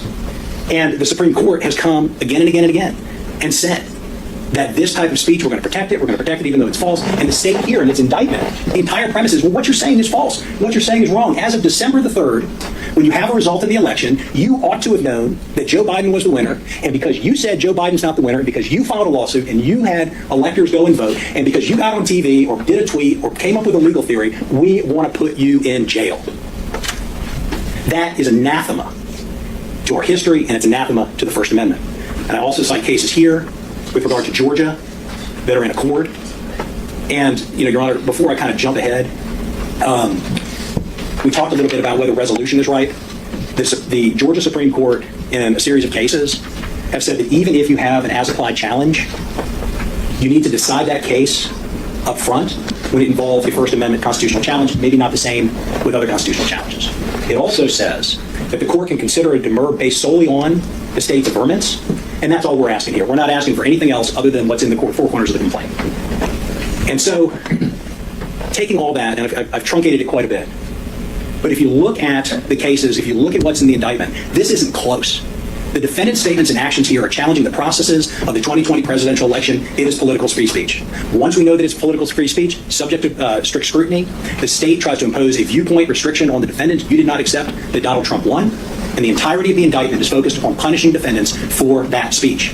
And the state cannot show that the prosecution is narrowly tailored or that any of the statutes in the indictment are narrowly tailored, especially when you have counter speech here that is available. And the First Amendment absolutely precludes any of the state's claims here. And I think one thing that I wanted to, hold on one second. All right, got it. Is we are in the throes of this, right? I mean, it's hot, it's emotional, it is something that is topical. And we think this is the first time America has ever gone through this process. It's not. It just is not. I was down in Florida in 2000 for the recount of the Bush versus Gore election. That resulted in the Secretary of State, remember the criticism she got, the Attorney General of Florida running around, decisions of the Florida Supreme Court, hotly contested. Is this ballot fraudulent? Is that counting fraudulent? It goes up to the United States Supreme Court. It lasts until almost January of 2001, about as long as this challenge lasts. And the Supreme Court, a decision that a lot of people roundly criticize, say, this is the result, it's over. President Bush did not indict President Gore and his supporters for making those challenges. That was their political speech, and it resolved through the courts and through the political process as it should have. And when I'm thinking about, when else did this happen again? What happened in Georgia? It's kind of a history buff type thing, but we probably have all heard that in 1946 or 47, you had the elected governor of Georgia die before he got into office. It's called the Three Governors Controversy. And at that point in time, the Georgia General Assembly said his son, Herman Talmadge, we're going to make him governor. The duly elected lieutenant governor said, no, I get to be governor since I was duly elected as lieutenant governor. The sitting governor, Ellis Arnold, said, I'm going to hang around and I'm going to be governor. The Georgia Supreme Court weighed in, allegations of fraud, allegations of false statements, allegations that this just ain't right. And the Supreme Court said, well, it's going to be the lieutenant governor. But the members of the General Assembly that said it was Herman Talmadge, they didn't go to jail. Herman Talmadge didn't go to jail. Ellis Arnold didn't go to jail because they were advocating for a position that got worked out through the political process.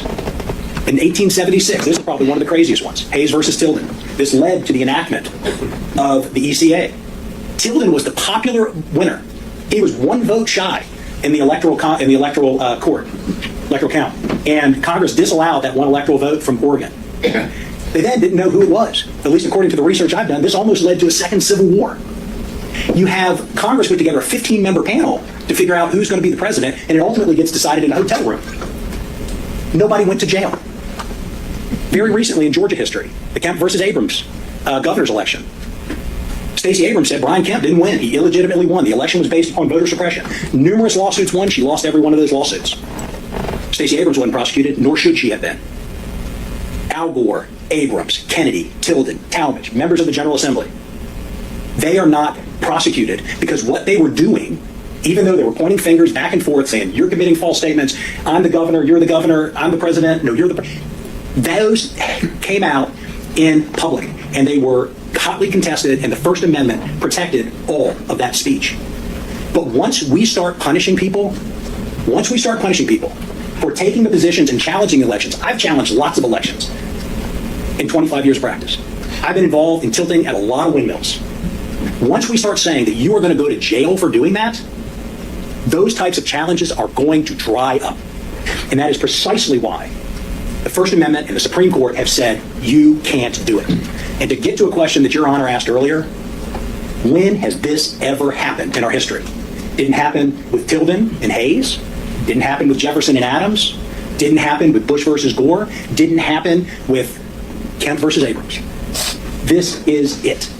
This is the first time that a prosecution of this type has been brought in this country, as far as I'm aware. And I heard my friends on the other side said they're not aware of one either. And the reason that these lawsuits, and that's a due process problem, but the reason these lawsuits haven't been brought is because the First Amendment says you can't bring them. We're going to allow the discourse. We're going to allow the statements, even if they're false, because somebody's false statement is another person's truth. And we might be able to prove something down the road. We might have this argument, but once we start letting the winners put people in jail, we're done. We are done. And that, our framers said, we're not going to allow. That is what the Supreme Court said during the civil rights movement, when people were making, you're violating the peace. You're saying something that we disagree with. You are making statements about these types of civil rights issues. You got to go to jail because you're standing on a public piece of property and you can't be there. The Supreme Court repeatedly says no. Whether it's your action, your petition to government, your speech, we're not going to allow the state to come in and say, you go to jail because we disagree. It is about as strong a presumption. It is about as strong a piece of law that we have in this country. And again, the reason we've never seen it before is because this is unprecedented. We can have all kinds of disagreements about candidates, all kinds of disagreements about policy, whether or not we think that what they did was morally right, good, bad, or indifferent. But we don't jail people over this in this country. Your Honor, and then the very last thing I'll say is I think we especially don't jail people when they go and they give their statements to their elected officials and say, hey, I see a problem. Will you guys look into this problem? I see a concern. Will you look into the concern? That's the people you're supposed to go to. Go to jail, says the state. No, I say, and no, says the First Amendment. Thank you, Your Honor. Thank you, Mr. Willis. Your Honor, may I address one specific point before I raise the motion?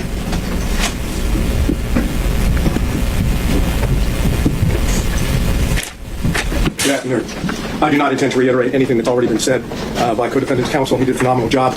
I just want to make certain that the record reflects that that is President Trump, is suggesting to the court that your persuasive authority in the order that you entered in the matters of Chesbrough and Powell, specifically finding that the First Amendment as applied could not be done pre-trial, that Georgia precedent barred such a challenge, that you reconsider that as the authority. Instead, take a look at the case that I have cited as well as has been cited by co-defendants counsel. That's the Hall case. So in the Hall case, I think it was maybe only 3 or 4 sentences, but there was an aspect of that where the state was willing to say these are the facts. And that gave the Supreme Court something to play with. True. And so Mr. Nolas here says, we want you to apply it just based on the indictment. Where do you fall there? I believe that if the state wanted to stipulate the facts that are clear, we would be willing to do that. They did not indicate any desire to stipulate anything. I believe you can do it simply on the indictment and the accusationary facts, those that are alleged. I think that's what the quote that I used from Hall indicates. You take the facts as alleged in the indictment throughout the RICO count. And when you do that as applied constitutionally with the First Amendment, you find that it violates free speech, freedom of petitioning, all the expressions that the First Amendment is designed to protect, and therefore the indictment needs to be dismissed. I'm saying you can do that pre-trial. If the state wants to stipulate certain facts so that we actually can have this issue drawn in a clearer fashion for the court, we're more than willing to do that. But they don't need to. The accusation, the indictment alone is sufficient, and I think that's what Hall indicates. And I'd ask you to reconsider that particular part of the order. Thank you. All right, thank you, Mr. Stato. Why don't we go ahead and begin with the state's argument. We'll see where we land. I know we had some other counsel stepping in at 1:30 around there. But maybe, Mr. Wooten, if you're taking this argument, we can pick it up right there with the Hall case, which was not one any party raised at the outset, but it certainly seems on point on this issue. Judge, I just would request to be able to screen share. I don't think I've got the Yeah. All right, so we need Mr. Wooten and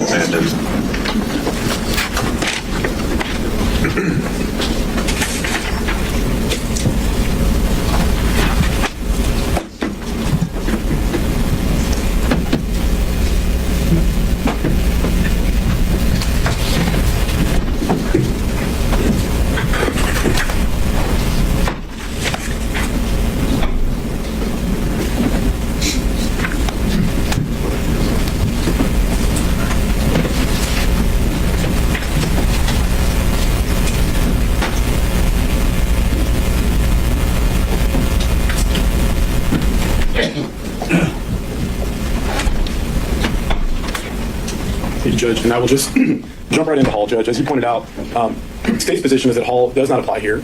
It wasn't as applied challenge. It was taken up prior to trial, but as the court pointed out, there was at least some set of facts that was not in dispute.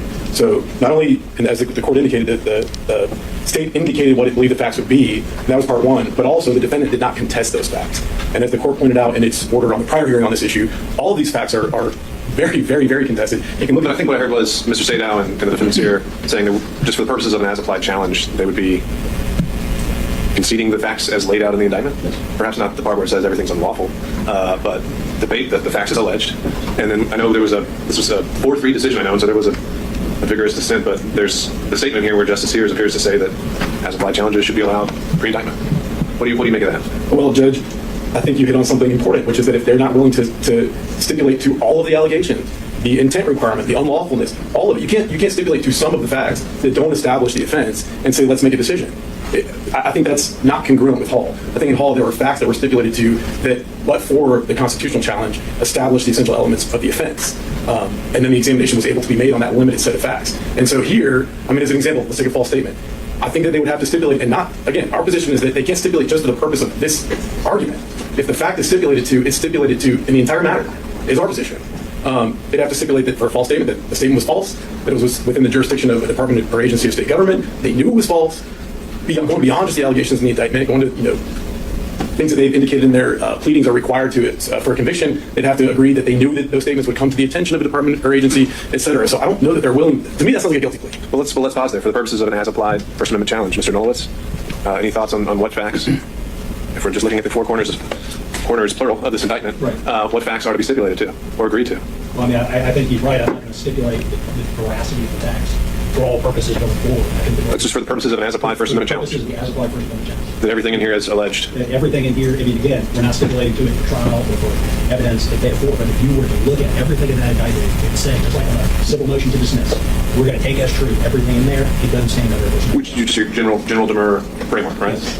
Mr. Sadow, is there anything you want to add there? I would echo that position and have done so in my motion itself, indicating that for purposes of the First Amendment as applied challenge, it's undisputed as to the allegations affirmed in the indictment.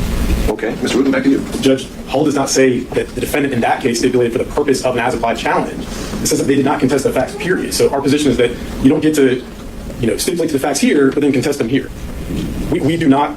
I heard from the other side you doing a demur, but this is not a demur. This is essentially a plea and bar based on a constitutional challenge. It's not the same thing. And to be clear, in a demur, the other side's not stipulating that the facts are true. The court is taking them as true and making its determination as to whether or not the indictment is sufficiently pled. So our position is that there's no such thing as stipulate for the purpose of just this. That doesn't do it. That they would have to stipulate, again, not just to what's alleged in the indictment, but the proof that would be shown at trial. Because an as-applied challenge looks at more than just the indictment. It looks, that's what Your Honor exactly pointed out in your initial order on this, is that you can't go just by the indictment. And in Hall, they don't go just by the indictment. There are some additional facts that are stipulated to. And so I don't think that works. The state's position is that approach does not work, that the court still is not able to make a determination, even if they stipulate for the purposes of that motion that these things are true. I don't think that's a thing you can do. I don't think you can say, we're going to halfway stipulate. Either you do or you don't. Either the fact is stipulated, it is a fact established in the record as true by stipulation, or it's not. It's not a thought exercise. And in Hall, they agree that the facts are true, unequivocally. That's it. And so the state's position is Hall does not apply here because that is not what's happened here. We move to the other case cited by Mr. Sadow. That's State v. Davis. He cites that as precedent. That's a facial attack. As the court well knows, a facial attack is presumptively ripe. The argument in a facial attack is that it could never be applied constitutionally, so there's no need for a development of a factual record. So we agree with the court in its first order on this issue that these issues are just not right. There's no facts in the record as it relates to, there's some facts as it relates to some collateral issues, bond revocation, et cetera, but there's been no testimony under oath, no evidence, no exhibits admitted. There's no facts in the record. And so the court cannot make a determination at this point. I do want to hit on a few things, just bigger picture. We heard from the other side these grand statements about this is a prosecution of political speech, this is a prosecution of expression, this is a prosecution of association, petition, etc. That is not true. And the indictment tells you so. This is a prosecution for violating the Georgia RICO Act, individuals conspiring to participate in a pattern of racketeering activity while associated with a criminal enterprise. It's a prosecution for solicitation and violation of oath of office, false statements and writings, impersonating public officers, and the list goes on and on. Some of these are crimes involving expression, some of them are not. Conspiracy is not a crime involving expression, it's a crime involving a corrupt agreement. And the crimes that do involve expression are specifically, we have specific authorization from the Georgia Supreme Court and the United States Supreme Court to prosecute that type of speech. And again, looking at Alvarez, the First Amendment does not protect a few historic categories of speech, including speech integral to criminal conduct, fraud, speech presenting some grave and imminent threat the government has the power to protect or to prevent. And Haley, as the other side pointed out, again, holding that 161020 is constitutional on its face. And so I bring this up to say that I'm going to go back 2 slides. Even if any of these issues are right, as a general matter, the defendants aren't telling the court what they want it to do, because you don't get to come in and just say the prosecution is unconstitutional. That's not how a constitutional challenge works. What statutes are unconstitutional? It's how an as-applied challenge works, though. Well, they're not saying, Judge, which statutes are being applied in an unconstitutional way. I mean, I guess we've heard all of them. But we haven't seen any analysis in the briefing or in the argument of how each specific count is applied unconstitutionally, how that criminal statute applied to it unconstitutionally. And so the state's position is that if the court's willing to entertain that argument, we ask that you make the other side reduce those arguments to writing, give us the opportunity to respond. They weren't in the briefs. And so I don't really know how we can respond to a blanket constitutional challenge that doesn't have any specifics, doesn't talk about statutes, doesn't analyze specific facts. There are no facts in the record, of course. But we don't get that analysis of exactly how each of these counts are being prosecuted in an unconstitutional as-applied way. It's just not there. We heard from the other side that this is the first time a prosecution of this type has been brought, that it's unprecedented, and that may be true. But this is the first time someone has, a criminal enterprise has gotten together and tried to overturn the results of an election. So I don't think that's a particularly persuasive argument that this is the first time a case like this has been brought. There's going to be a first time a case under any statute or any situation is going to be brought, and that doesn't make it unconstitutional. And again, Judge, I promise I'll keep it brief. Our position is that these issues aren't ripe, that the speech or the other expressive conduct that forms the basis for the charge is not protected by the First Amendment. The U.S. Supreme Court has told us that over and over again. The Georgia Supreme Court told us that specifically as it relates to 1610-20, and they're just not sufficiently particularized. As the court pointed out, it's like, is this a facial attack? Is this an as-applied attack? We bounce back and forth, and the state just can't meaningfully respond until they've identified specifically what is being attacked. I'll take any questions other than that. Nothing further. Thank you, Mr. Wood. Thanks.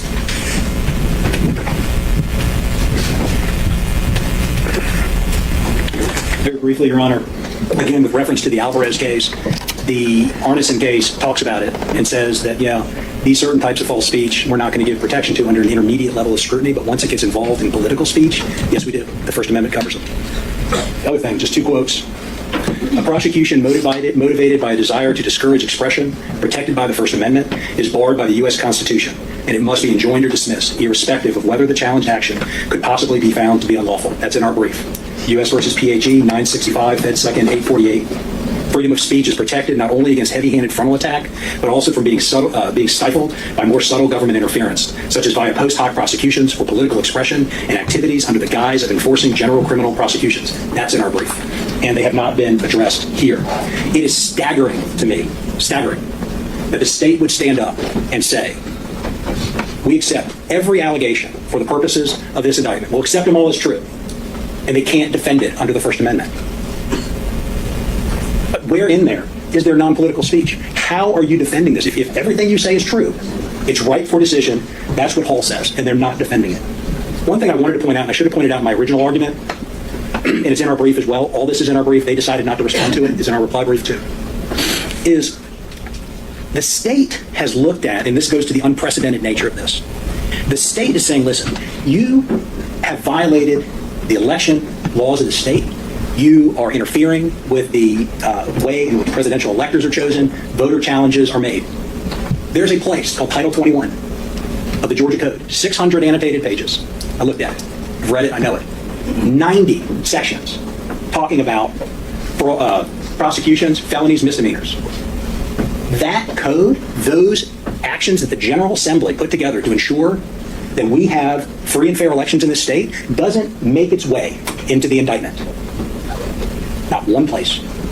Rather than looking at the state election code, they turn to Title 16, RICO, lying to officers. And they sit there and they try to mold these other statutes into a crime related to the elections of this state. And it's a bad fit. And it's a bad fit for all the reasons that we have said. And had the General Assembly wanted to prosecute the types of things that the DA is saying, it probably would have done so. It would have done so in the election code. And had it done so, I'd be sitting there saying, that's unconstitutional. Thank you, Your Honor. Your Honor, may I address?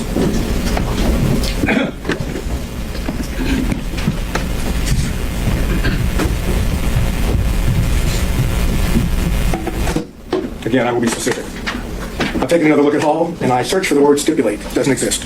Hall had nothing to do with stipulations. It had to do with a determination to be made on the record that was presented to the trial court. In fact, the opinion points out, because this matter is being reviewed following the trial court's denial of Appellant Hall's motion to quash the accusations against her, the underlying facts have not been fully developed. The state represents to the court, and then it talks about what the state's representations are. It does not speak in terms of what the defendant, Hall, stipulated to. As I said, it's not even in there. But I think the footnote itself, which I mentioned in my motion, and you go to footnote number 2, is most telling. it indicates the dissent urges that in considering Hall's vagueness challenge, which we understand to be the First Amendment challenge there, which would echo or mirror our First Amendment challenge here on freedom of speech, we are limited to the allegations of fact appearing in the indictment. What this means to me, and I'm suggesting to the court, is that all 7 justices were in agreement that you can take the allegations of fact in the indictment and make a determination of an as-applied constitutional challenge. The dissent's only issue was other facts were being considered. We don't want other facts being considered. We are more than willing and have indicated on the record that we will agree for purposes of a First Amendment challenge that the allegations, averments, facts in the indictment are to be taken as true for purposes of that challenge and that challenge alone. It's exactly what Hall suggests. It's exactly what 7 justices would have agreed on based on the footnote number 2. And therefore, we ask the court to find it right to be considered. If additional briefing then becomes necessary, once the court deems it appropriate to consider it as applied, both sides can present our position to the court, much of which has already been done so by co-defendants counsel, but then we can issue briefs and the court can determine law based on the allegations in the indictment as applied. Thank you. And so, Mr. Say, on that point, I would say that one of the goals or purposes today is to complete our record on these issues. So I think that if your or any other co-defendant's intention is to make a as-applied challenge firmly under the facts as averred in the indictment, this would be the time to do it.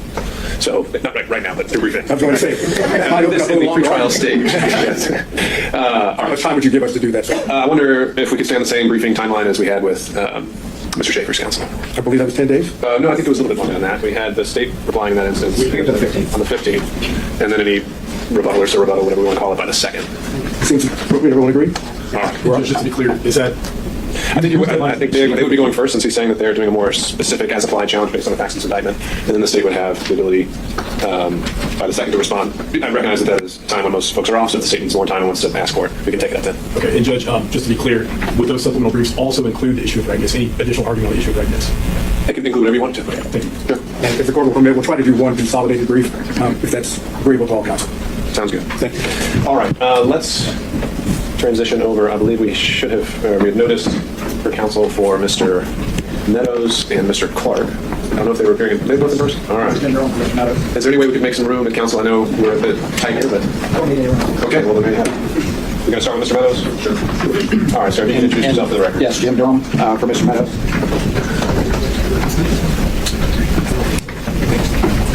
And Judge, for the record, I think I need 90 seconds. Okay, and your client is waiting presence here today? Yes, sir. All right. Simply, Your Honor, we're just asking for an extension of our deadlines. The 11th Circuit has taken, Mr. Meadows believes this case, as it relates to him, should be in federal court. I know we have deadlines of December the 4th as it relates to discovery. We have deadlines as it relates to pretrial motions on January the 8th, and we've asked simply for an extension as it relates to discovery February 1st, 2020.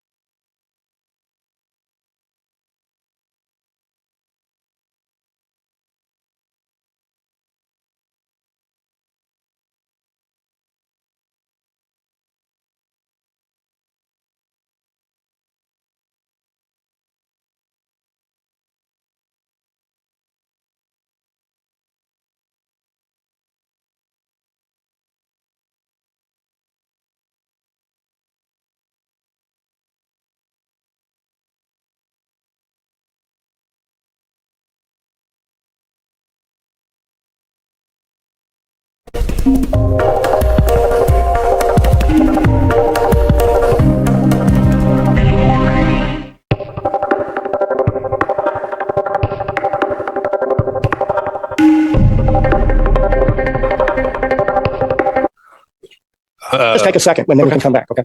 All right.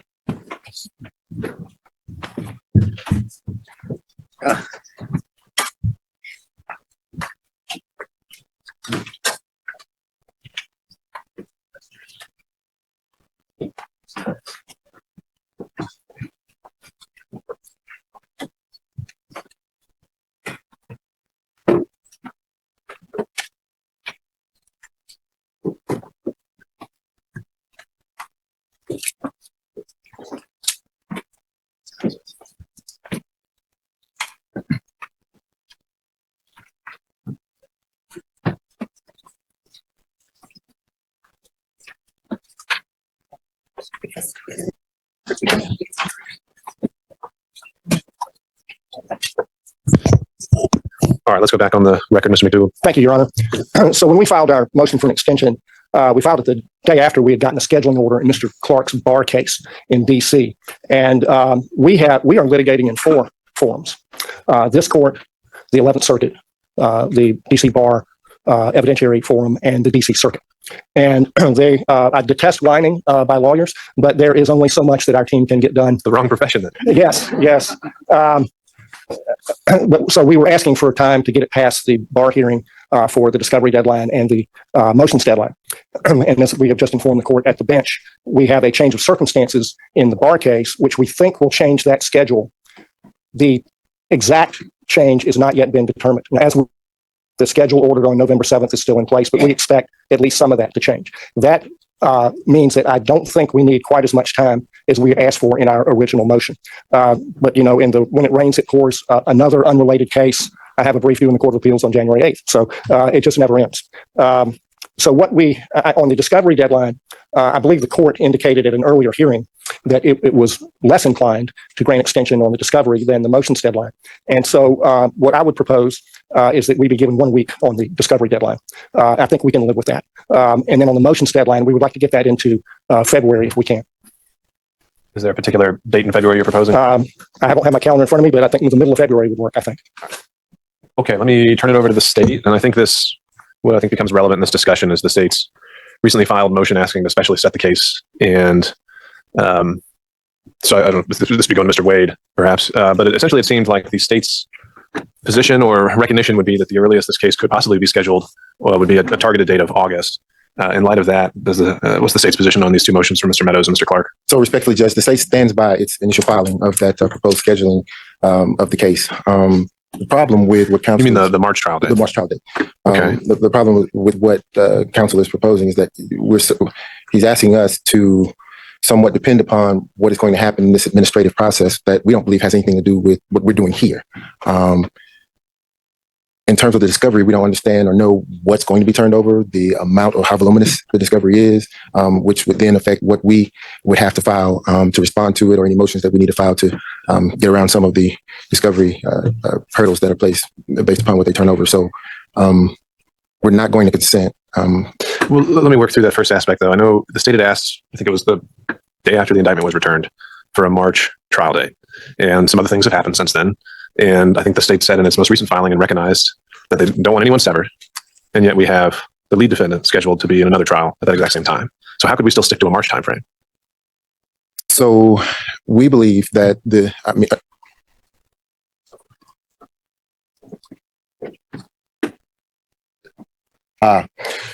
counsel just reminded me, Judge, that the most recent filing or the most recent ask was for the August date. Right. Not the May date. Well, no, I think when you said we stand by our original filing, I thought you were referencing your March date. No, you're saying the August date. The August date. Okay. So back to square one. If the state's now saying August is the earliest we can try this case, counsel are asking to extend the motions deadline until, at least Mr. Clark is until February. I think Mr. Meadows is until April. March 1st, excuse me. We'll take March 1st. Does that impact the analysis on your end? Somewhat, only because of the potential volume of what might be turned over to us. Well, volume of discovery, volume of motions. I don't think they're asking to reset the volume of the discovery. Well, I know they are, but one of them's asking for 1 week on discovery. It's more just when are these motions going to come in? So maybe that's something, if we need to take a minute to discuss, we can. But at the outset, as I noted, I think Mr. McDougall recognized, I saw kind of a distinction between turning over the initial batch of reciprocal discovery.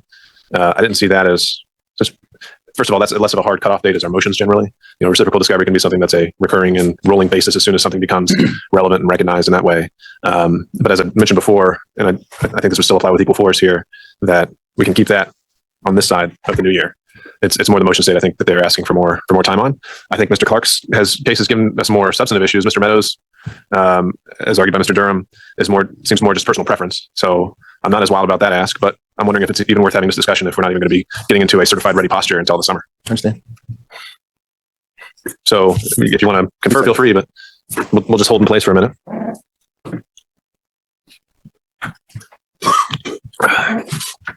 Oh, Mr. Wade, before you step out, let me say one more thing.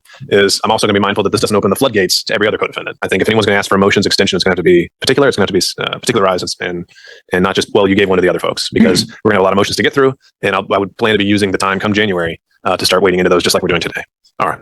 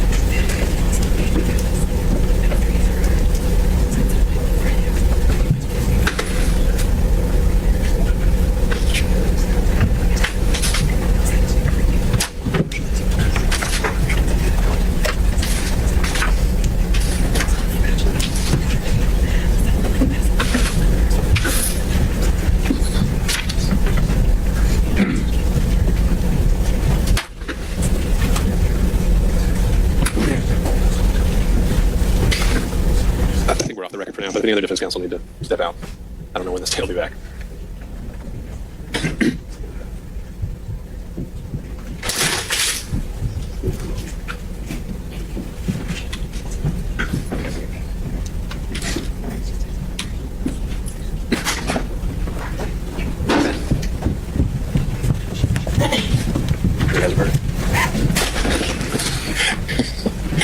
All right, let's go back on the record then if we have everybody. Mr. Wade. So Judge, our obvious goal is and has been to stick to our August trial date. And in efforts to stick to that August trial date, Judge, we don't see an avenue where the court could push past maybe a February 1st motions deadline. If that happens, then depending upon how the court rules, then I think we're still safe. But also the issue of Mr. Meadows and Mr. Clark's actions that are pending in 11th Circuit will start to develop a pattern depending upon what happens in those cases as well. And we just want to be able to move our business here. All right. And on, I think it's worth taking up since it lays into this as well, state's motion for the especially set. Just at the outset, I'll say I'm not planning on making any final decisions on that today because I think all parties should have the right to weigh in and be heard on it. I think, correct me if there aren't any more recent filings, but the state filed a motion. We have a response in opposition from Mr. Sadow, and then just another response from counsel for Mr. Eastman. I'm not aware of any other filed responses yet. I'll say, just again, touching on it, just as we're all here together, Mr. Wade, one aspect of that was talking about a final plea date. I don't know if we necessarily need that in a case like this. The state's more than welcome. It has its own prerogative to set its own deadline for negotiated pleas, but making everyone come in just to announce ready, I don't know if I see the utility in that. But when it comes to the August trial date, I don't know if that wouldn't be unrealistic in a normal multi-defendant case, even with a lot of pretrial litigation. That wouldn't be unrealistic. But obviously there are a lot of unique variables at play here. And so I don't know if that's going to be something that we can determine 6 months in advance. But I guess my question for you on that subject would be, how long does it take, how would your estimate be for the state to ramp up, to have its subpoenas out? How much of a runway would you need? And this, I'm not holding you to it. This is more of a ballpark figure. I know you kind of got a trial run in October, but maybe that wasn't the ideal race for you. Yes, sir. I would say a reasonable time frame would be 30 days. Okay. And again, not holding you to that, but generally speaking, you're saying that if at any point, no earlier than a month in advance, the state would be showing up ready to go for voir dire. Yes, sir. Okay. All right. And then just because we're on the subject, but without making any determinations today, and because Mr. Sadow's here, I wonder, Mr. Sadow, would you like to weigh in and talk about some of the thought process behind the opposition? So the opposition at this point is fairly simple. My client has a trial date in D.C. in March. He has a trial date in Florida, Southern District of Florida, in May. The New York case, which kind of was the first one brought, if I remember correctly, is awaiting a new date. But he's, I think, going to follow the case in Florida. And depending on the length of cases, I don't see how any this court could be set for trial in August. And of course, the state doesn't give it any consideration whatsoever. It's very possible at that time that my client will be running for election for President of the United States for the Republican Party. And that's somewhat prescient, one might think. And I know that the preference would be that he would not be on trial during the time he was campaigning. I think we'll better leave that and see what happens in the other two cases. And we'll go more into detail on that as we get closer in time. And of course, we have matters that could potentially be considered by Your Honor that might go up on a certificate of immediate review. Of course, discretion, which could go to so. Right, and obviously recognizing as a caveat that this is assuming the indictment goes forward and based on the arguments of counsel. But I want to make sure I'm quite clear on the position. So the first level would be we don't think a August or later time frame is going to work because just a conflict. There's going to be another trial going on at that same time. Right. All right. And as a backup, if your client is the nominee, put the case that if he is not, is that no longer at issue? If he was not on trial and he was not the nominee, would there be any hesitation? If changes, if by some strange occurrence he is not the nominee, well, of course, everyone recognizes he's far ahead in the polls to be the Republican nominee for president. But assuming, I think that's a very low assumption, that he is not, then I think it changes perspective across the board. And so your request at this point would be that is something that we should at least defer before wading into for a few months. I believe that's an accurate assessment of our position. I would point out, I realize the state believes it has an interest here, and obviously we believe the First Amendment rights and other rights. We haven't even brought the presidential immunity motion, which is going to be brought to January 8th, which I'm suggesting, at the very least, depending on which ruling will go up from one side or the other, issued by Your Honor, and the Court of Appeals of the Supreme Court of Georgia to take it up.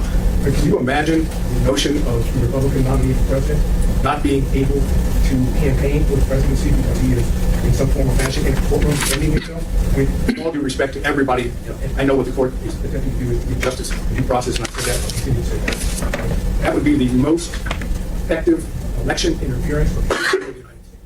And I don't think anybody wants to be in that position. I would hope the state would understand that if the Republicans believe he should be the nominee, that he should be given the same fair chance to campaign in national politics as the Democratic nominee, which is this point appears to be President Biden. So I hear what the court is saying. So the bottom line right now is I don't think we should set a trial date and see how things materialize and take it step by step. And to further clarify, would it also be your client's position that he would like to be present for every day of a trial that occurs? That would be presumptive, I think, on my point to say. There are certainly, we would want to be present for matters involving jury selection and into the trial itself, because we talked here about jury selection potentially taking a number of weeks, well, potentially months. But I can't speak for President Trump on that at this moment. I need to have more interaction with him and his campaign team and a lot of other people that come into play in making such a decision. Okay. Mr. Wade, anything you want to weigh in on in reaction? And also, I don't want to leave other co-counsel out of this if they have something they want to add. Yes, sir. Just respectfully. Actually, let me do that first. So you get to respond to everything in bulk. Was there anything else that co-counsel wanted to add in on this to the ones that are here today? The only thing I wonder is if at some point you're going to talk about severance, and that could change the dynamic as well. Regardless of the state saying they don't want anybody severed, you indicated in the past that you thought it would be a severance, and that could affect who's the trial. Yeah, no, there are a lot of moving parts, and I don't mind kind of saying where I am initially and soliciting input. But I'd cut Mr. Wade off. So, Mr. Wade, anything in reaction that you wanted to add? Yes, sir. Just respectfully, the district attorney has made it clear that she has no interest in interfering or getting involved with this presidential election. Her sole focus is to move the case forward and not with respect to anything that's going on outside of Fulton County, Georgia. Now, having said that, let me say this. Has the court closed the door on possibly entertaining an order that would contemplate both circumstances in case the case does not move to the other case that the court is believing is going to go forward that would impede our ability to move forward with an August trial date? What if that doesn't happen? So the court fashioned an order saying that if it doesn't happen, then August it is. Well, I'm wondering how we can square that. So you're saying that the state's position is that this case should not be interfering with an election. Mr. Sadow's position is that by going forward, starting in August, it'll last, an estimate initially was 5 months. That was just with 2 co-defendants. That takes you through 2025. It was right? 4 months. Right. Well, I'm adding in our buffer and the defense case. I would presume they might want to present some evidence, right? What would be the state's response that having this trial on election day is election interference? This trial does not constitute election interference. Let's be clear. This is not election interference. This is moving forward with the business of Fulton County. I don't think that it in any way impedes Defendant Trump's ability to campaign and do whatever he needs to do. Okay, so, Your Honor. yes, sir. Buddy Parker on behalf of John Eastman. Okay, there we go. Sir. This gets back to what John Samuel's point was. Dr. Eastman does not, if the cases were to be continued into 2025 without, that would be an entire year that Dr. Eastman wouldn't have his case addressed. And that was the opposition, that was at the heart of our opposition that we filed to the proposed August trial date. There are a number of defendants, as noted, who are not running for president of the United States. So, this gets to the issue of severance, and I realize that there are no real ripe severance motions yet, but that's the point about the opposition to the August trial date, which was apparently triggered by the arbitrary, capricious, final negotiated plea date. So as I take it, it wasn't so much your opposition to the date as you would be fine with an August date as long as you would be severed. Yeah, as long as we're knowing we're on trial. Right. Maybe we'd like possibly it being earlier if we could be accommodated, but I realize there are other co-defendants who have other issues that have been raised in the report. Okay. It is what it is. Well, I'll touch on severance here in just a second, but I'll put one more question out to the floor. This isn't one that has to be answered now, but I think it's one that might be worth considering. And so I pose the question to Mr. Sadow. If your client does win election in 2024, could he even be tried in 2025? The answer to that is, I believe that under the Supremacy Clause and his duty to the President of the United States, this trial would not take place at all until after he left the term of office. Solely against him. Solely against him. All right. And Mr. Wade, again, I'll give you the option to respond if you so desire. All right. I think obviously that's something we're going to be taking up in greater detail in the new year. And when it comes to the issue of severance, without foreclosing any of the substantive arguments for severance that I'm sure will be filed and need to be made and considered, I think, as Mr. Samuel points out, the logistical concerns are still there. Certainly, I think most, at least I know the state, I know in terms of a preference for conserving just court time and judicial resources, the goal would be to try the case once, again, solely from a logistical standpoint. But I think a lot of the arguments and things that I put in that order would still hold true even with 15 defendants. And so, again, just putting out initial reactions is that even if there is as we get closer to the time of trial, a severance due to logistical issues, it's my understanding under the joiner statute that the state would have the ability, and it says shall be able to choose the order. And so if we set a limit, that we just feel, court feels 8's the most we can do at once. My initial thought was that the state would be able to choose an A league and a B league. And if cases resolve on the eve of trial, the folks on the B list better be ready to sub in. But that I don't think I can, I'm willing to say definitively that all 15, if that's who are left come the trial date, that no ifs, ands, or buts, they're all joined together. That's where I am now. But like I said, this is more just to solicit input and reactions. So, Mr. Wade? So we do know, Judge, by historically, 12 defendants have been successfully tried. So the court be inclined to consider. I don't want to set a number today. I think, again, we're still a little too far out to do that. But I think we can recognize 12 is not 15, and 12 is very much pushing those boundaries.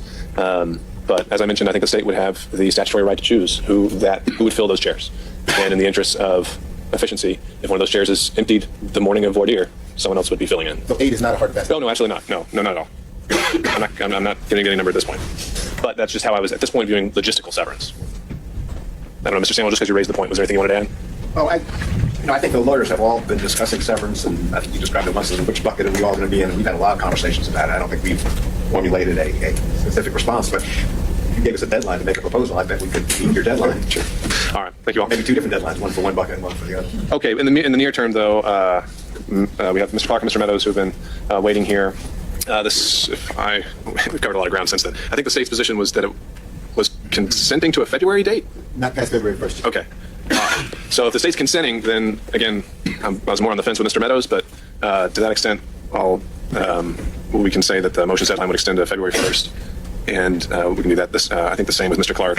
Again, we're in another situation where there's a lot going on and a lot changes week by week. So with the state's consent, we'll extend the motion deadline solely for Mr. Clark and Mr. Meadows to February 1st. On that, assuming that either one of those defendants were to come up with a unique motion which had not been raised by any other defendant, would we at least be in a position to adopt for purposes of the record? I'll consider a motion requesting to adopt. Let's go that way. I don't think all motions are created equal, and I do want to have that January date be a hard and fast because so far, I think we've had a lot of hands at the table, and the issues are starting to appear similar in most respects. And I'd like to see what we come up with in January. I'll take that as a maybe. We'll go with a maybe. I'll say maybe, but unlikely. I'll put it that way, Mr. Sadow. Maybe minus? It may be minus because with the pretrial litigation that's expected, we have to have a stop date, or at least a start date. Okay, so I think, Mr. McDougall, that handles your business today? All right. Feel free.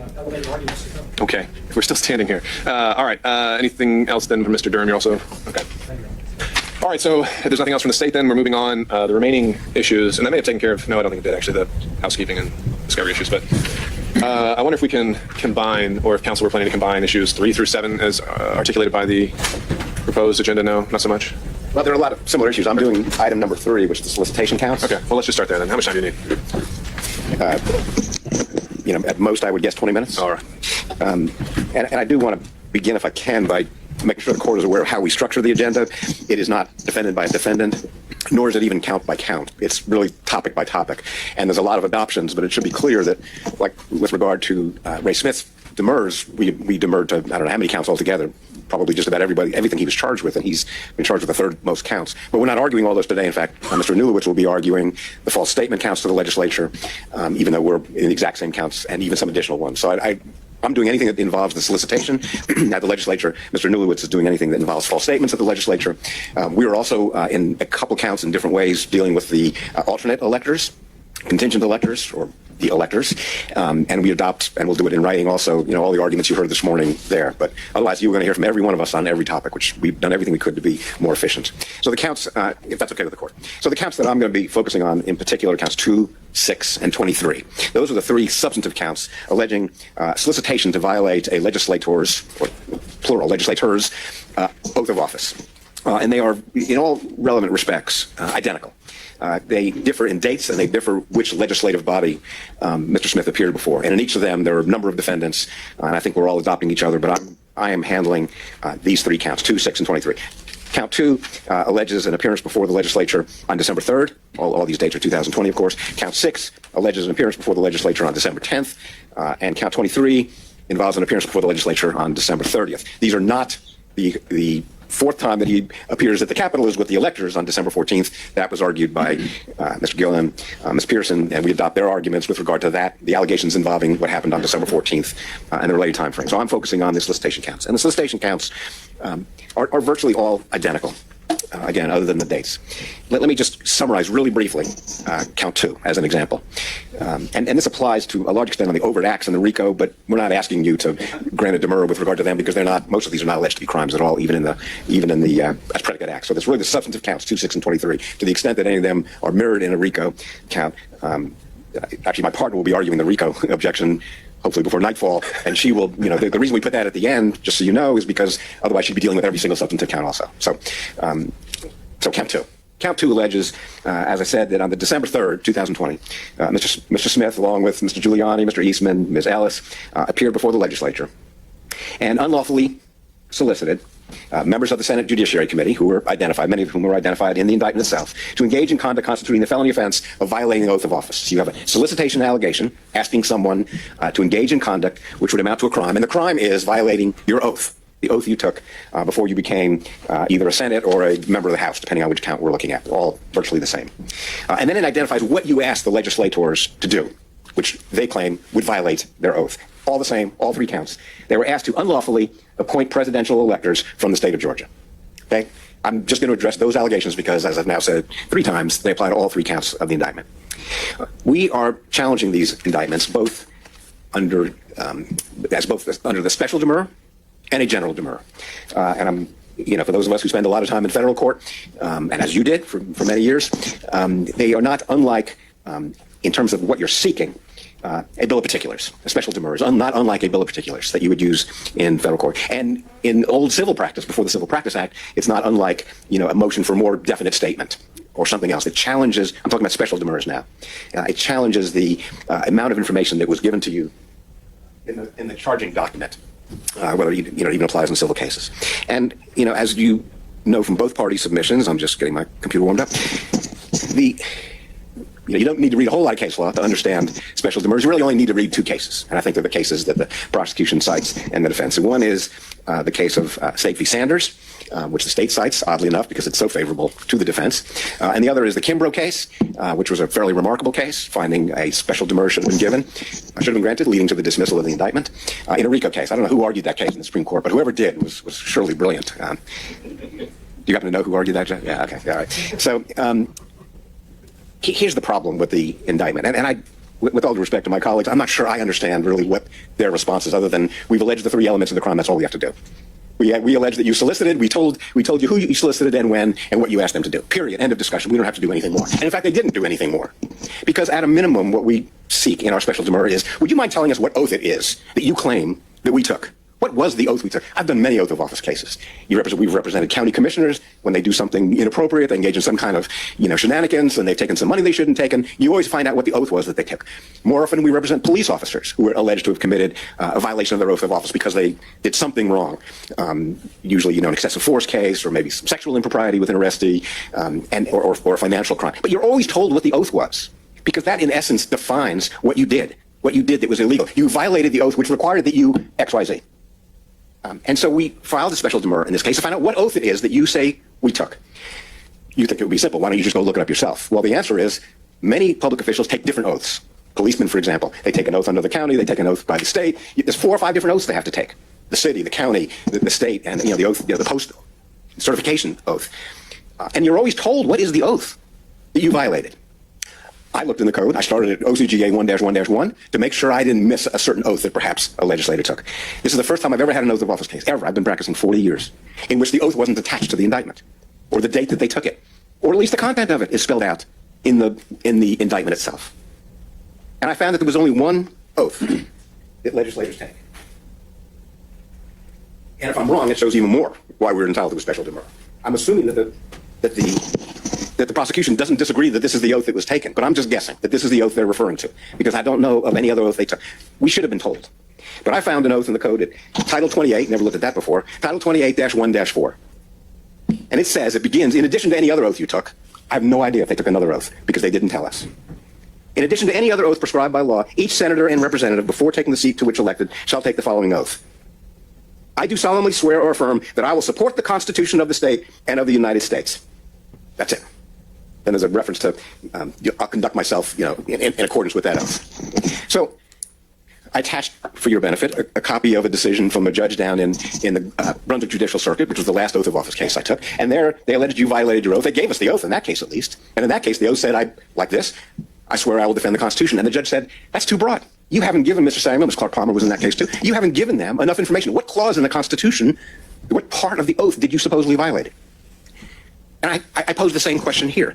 Assuming this is the only oath, and if it's not, you ought to automatically give a special demurrer since they didn't even tell us what oath it was.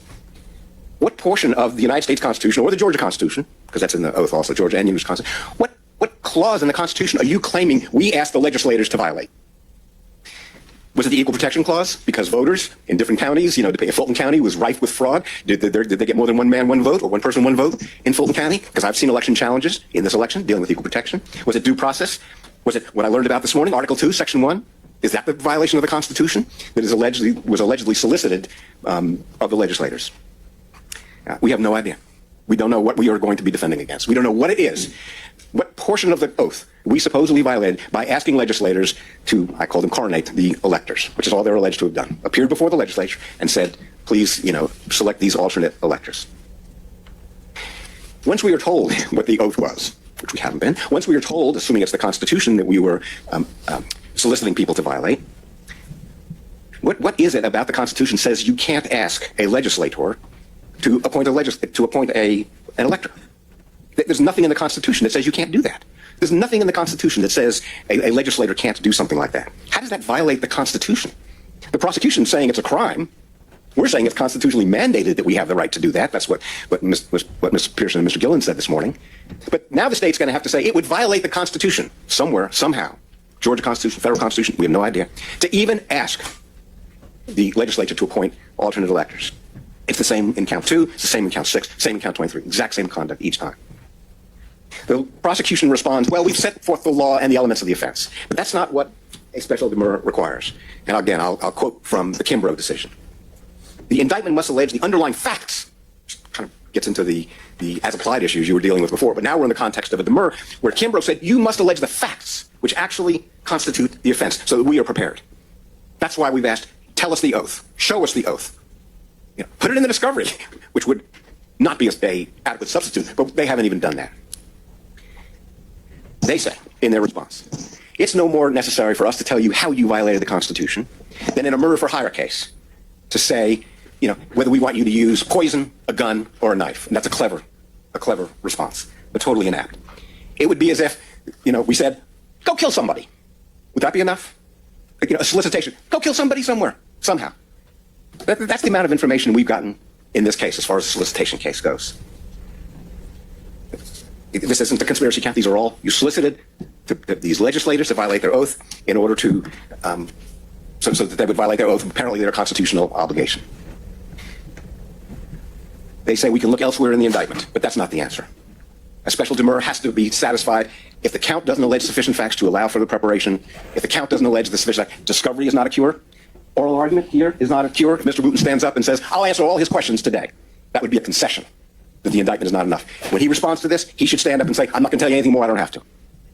Because once he starts answering questions and saying, okay, I'll tell you where the oath is, I'll tell you what part of the oath was violated, I'll tell you the constitutional provision that was you solicited the legislators to violate, he's acknowledging, he's conceding that the indictment was not sufficient, and he had to fill in the gaps by standing in court and time. Is he going to promise, you know, he's going to promise those are going to be the allegations in the indictment? Well, I know you made this reference earlier, I know the bill of particulars isn't recognized, I think, explicitly in Georgia law. Right. But that's essentially what you want. Well, you want indictment perfect in form and such. That's my next line. Thank you. Yeah, You've jumped the gun on that. But the difference between a bill of particulars and a special demur is the relief that has to be granted. Bill of particulars in federal courts is a very, can I say, gentlemanly thing to do? And the judge says, just answer his question. You're bound by it. You're bound by it. Yeah. That's not the way it works here. You have to dismiss the count here.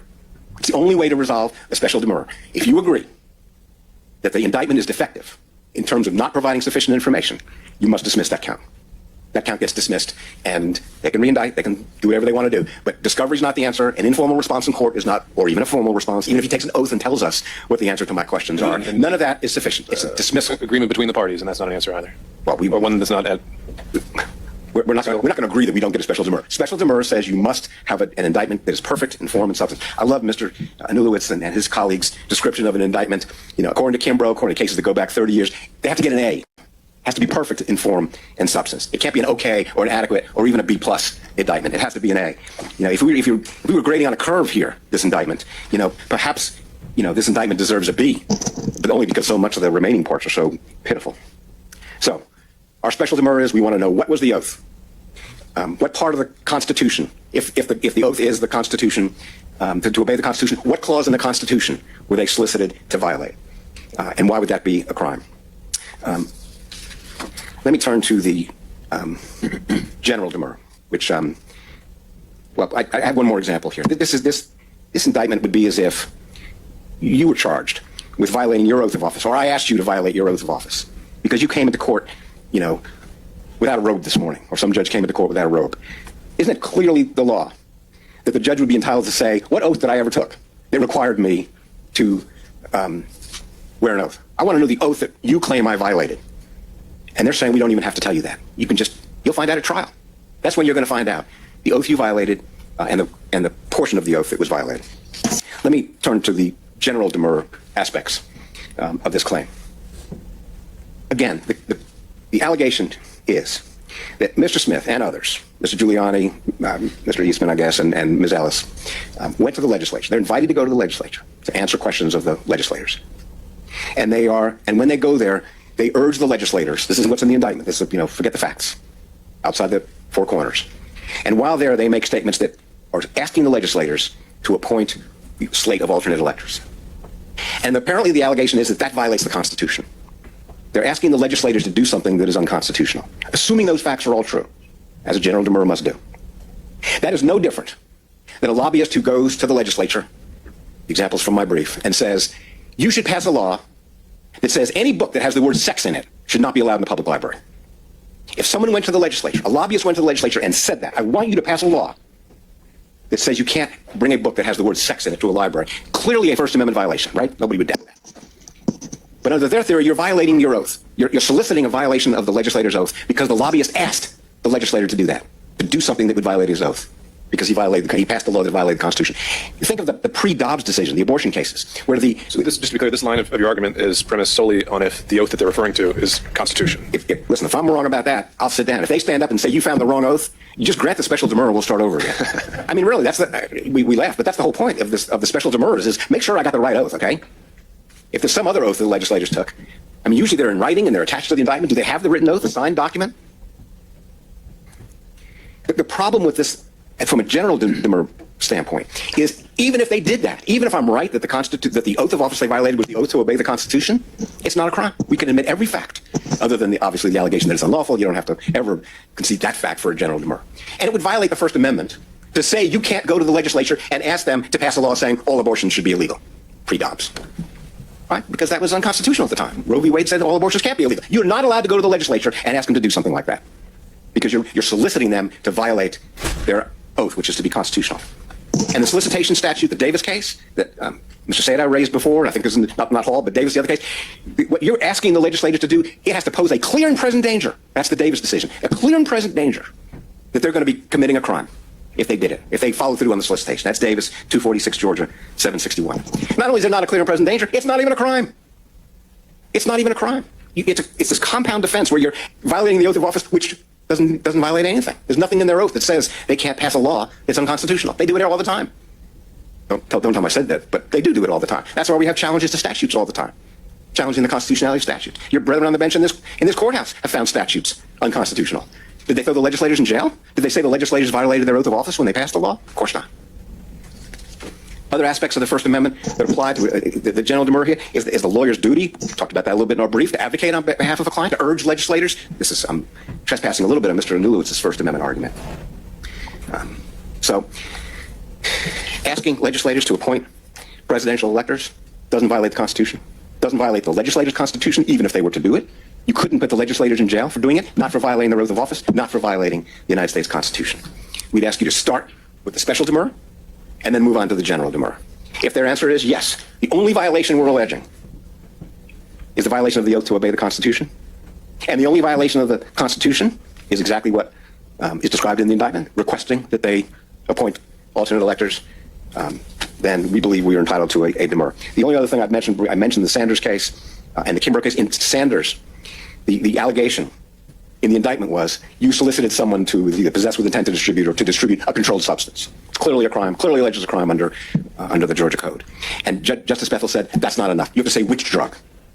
Okay? You have to say which drug it was that the defendant was solicited to possess. It's not enough just to set forth the elements of the crime. You have to give them more information. And that's the Sanders case, and it's even in the state's brief. They cite even that portion of the Sanders case. That it's just reciting elements of the offense doesn't put us on sufficient notice of what the crime is. Thank you, Mr. Samuel. Thank you. Following on Mr. Samuel's argument. 1 second, sir. We got to get our court reporter back up on line. Following on Mr. Samuel's argument, I want to talk specifically about an additional issue that applies specifically to count 23. In that count, they're charged, Mr. Cheeley, Mr. Giuliani, and Mr. Smith are charged with solicitation of the violation of oath on December 30th, in that they allegedly solicited the Georgia State Senators to violate their oath by appointing the alternate slate of electors. Your Honor, this is subject to general demurrer because it's a temporal impossibility.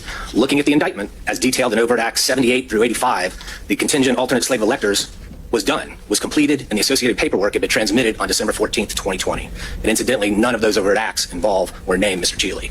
As the actions have been completed well before December 30th, as is described in the indictment, there is no possibility, even admitting every fact in count 23, that any of those defendants could have solicited them to violate their oath, because what they were supposedly being solicited to do had already been done and already been completed. Thank you. Your Honor, I have one.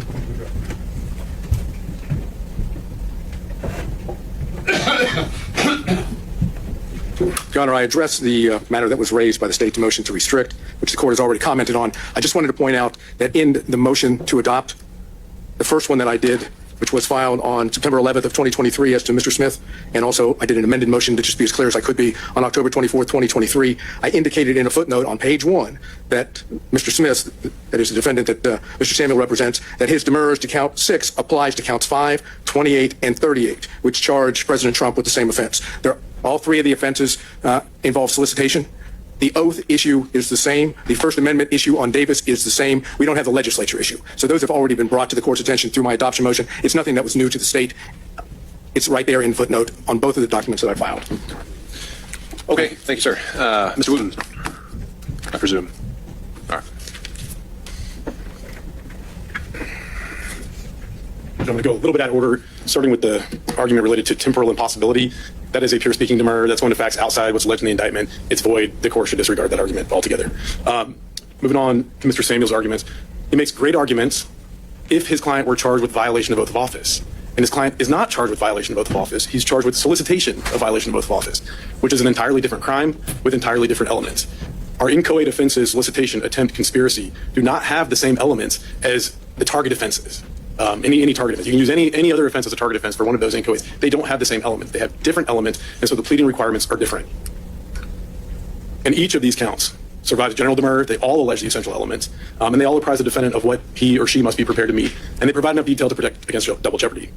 Again, indictment is not required in this case because of solicitation to allege the oath of office or the portion of the oath violated.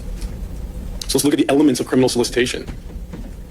With intent that another person engage in conduct constituting a felony, a person solicits, requests, commands, importunes, or otherwise attempts to cause the other person to engage in such conduct. Those are the elements. That's it. Sure, but maybe let me try this argument out on maybe a count that is litigated a little bit more frequently. And solicitation, is an umbrella that encompasses some other felony because something has to be solicited. So I'm just thinking off the cuff here. Felony murder is an umbrella count that has to have a predicate felony. And when we look at an indictment, usually with a felony murder count, it's going to say aggravated assault. And we can go down the indictment, we'll look at the aggravated assault, and there'll be a little bit more detail about that aggravated assault. But we don't have that in this indictment, do we? Where there's a little more detail about that count. I disagree there, Judge. Okay. I disagree. Let me see. Let me skip ahead to that portion. Oh. Let me just talk about it. I don't have the case right in front of me. The case law is very clear on this. And the other side, I believe, Mr. Nolowitz talked about this in his reply to our response. Cited a case saying that every count has to allege everything. Well, I'll take your point that you can do the entire indictment, right? Right. Okay. Right. So we can look at the whole indictment. Right. Where else in the indictment do we break down what part of the oath was violated? He needs to know whether it's the Constitution or whether it's, I don't even know what else is in the oath, but And Judge, that's where we be a disagree. communist. I think that's usually in there, right? Right. But what part of the oath, where else is that in the indictment?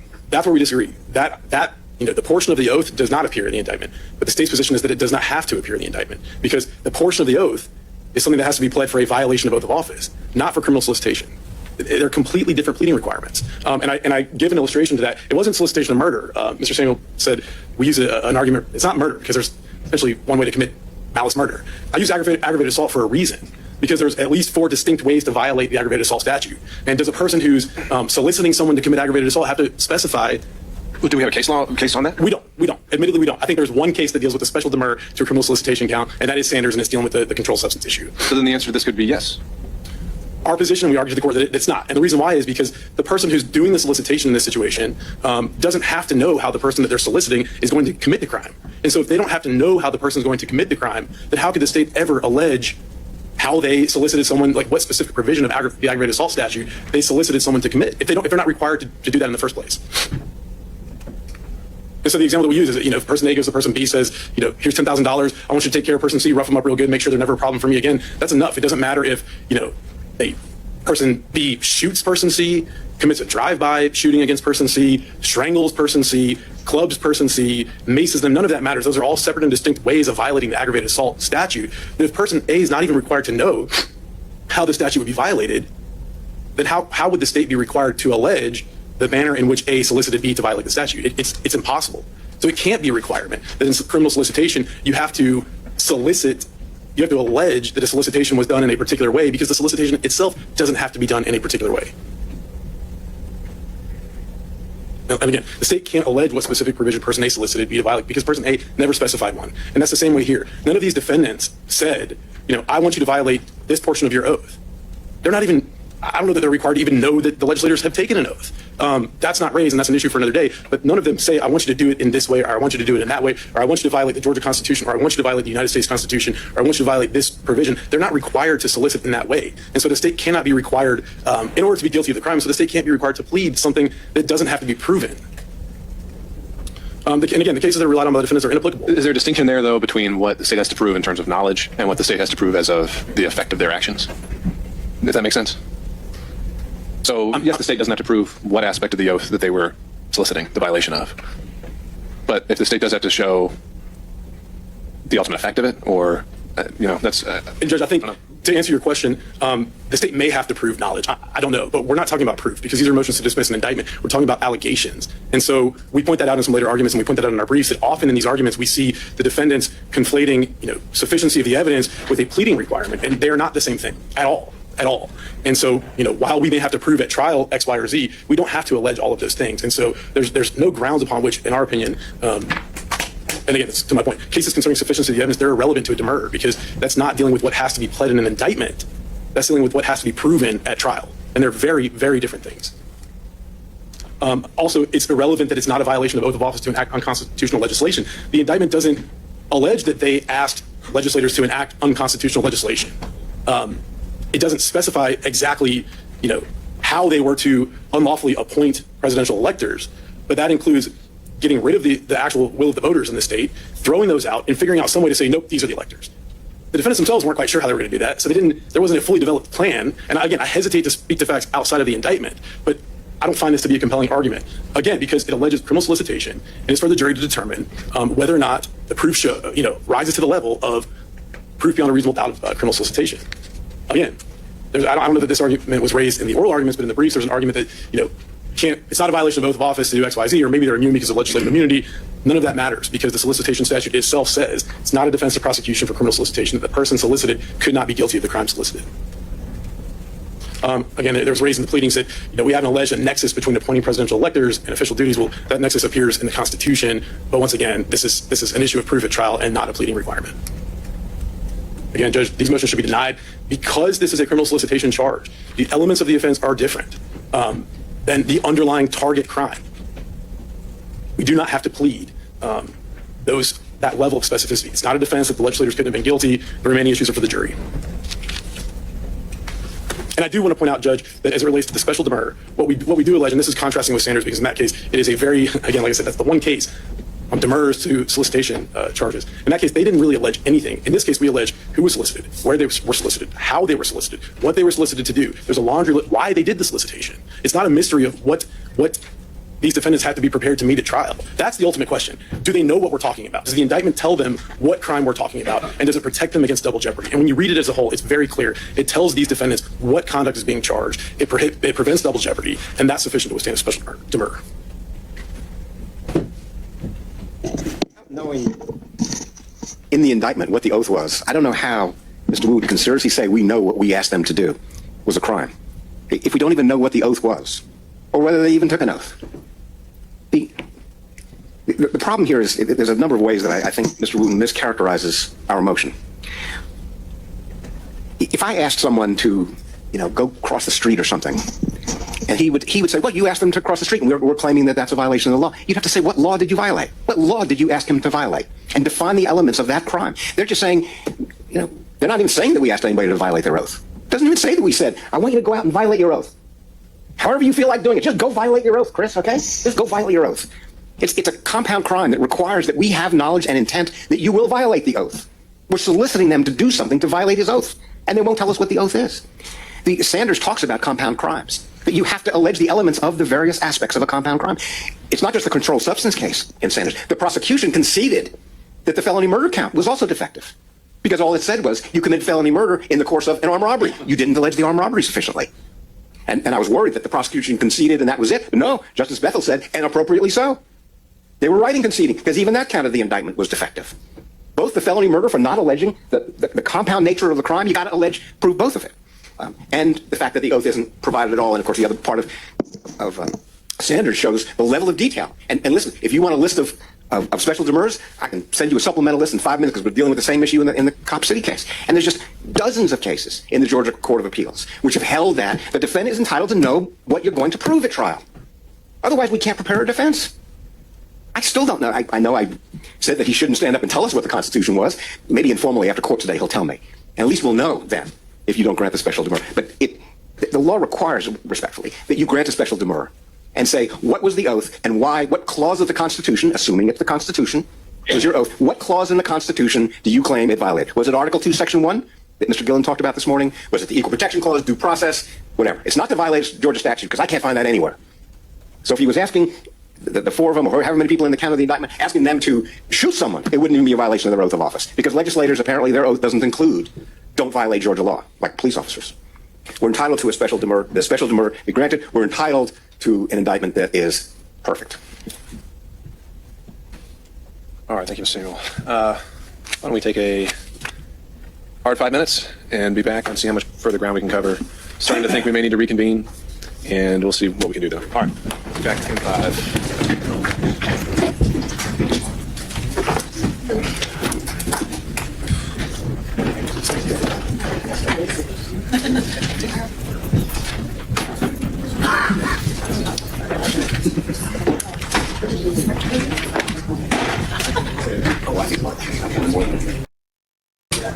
May I see the court come forward? Okay.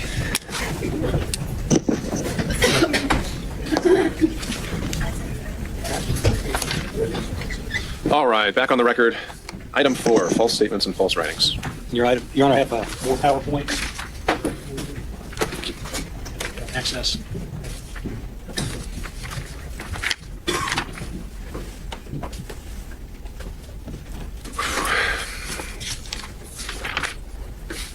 Oops.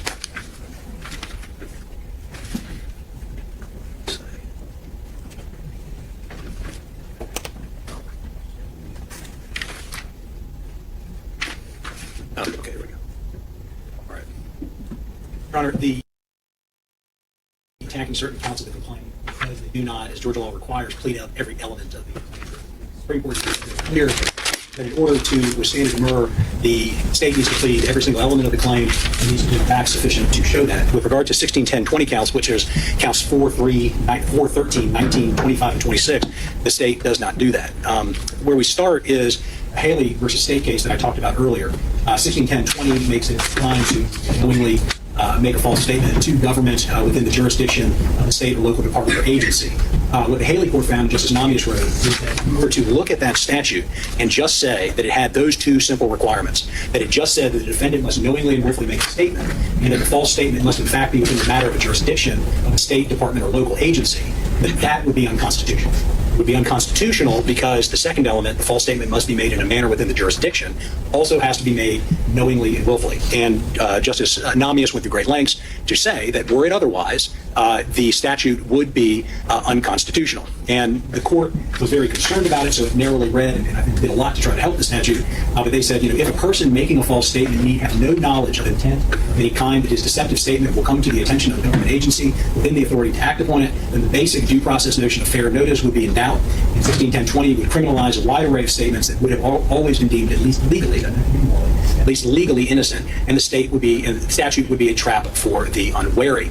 And so in trying to rectify the First Amendment and due process concerns. So, Mr. Knowles, I do remember the Haley case and the issues that were raised there. And so jump into the heart of it. If I remember, actually, the language in Haley spells out what was charged. And it says that it was sufficient, right?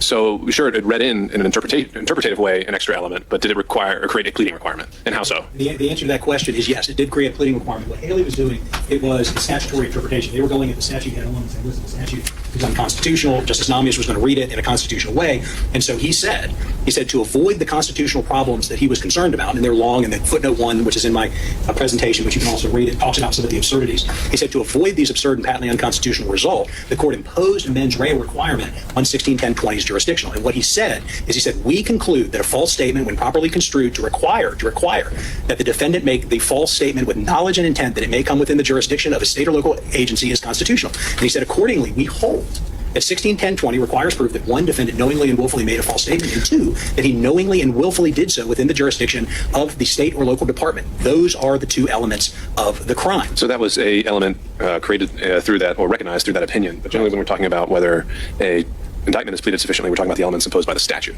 And so did Haley go so far as to say that there was a statutory element that was created? I think that what Haley did, if you read it, in my view, what he did is he said, okay, listen, within the four corners of the statute, I see the word knowingly and willfully in there.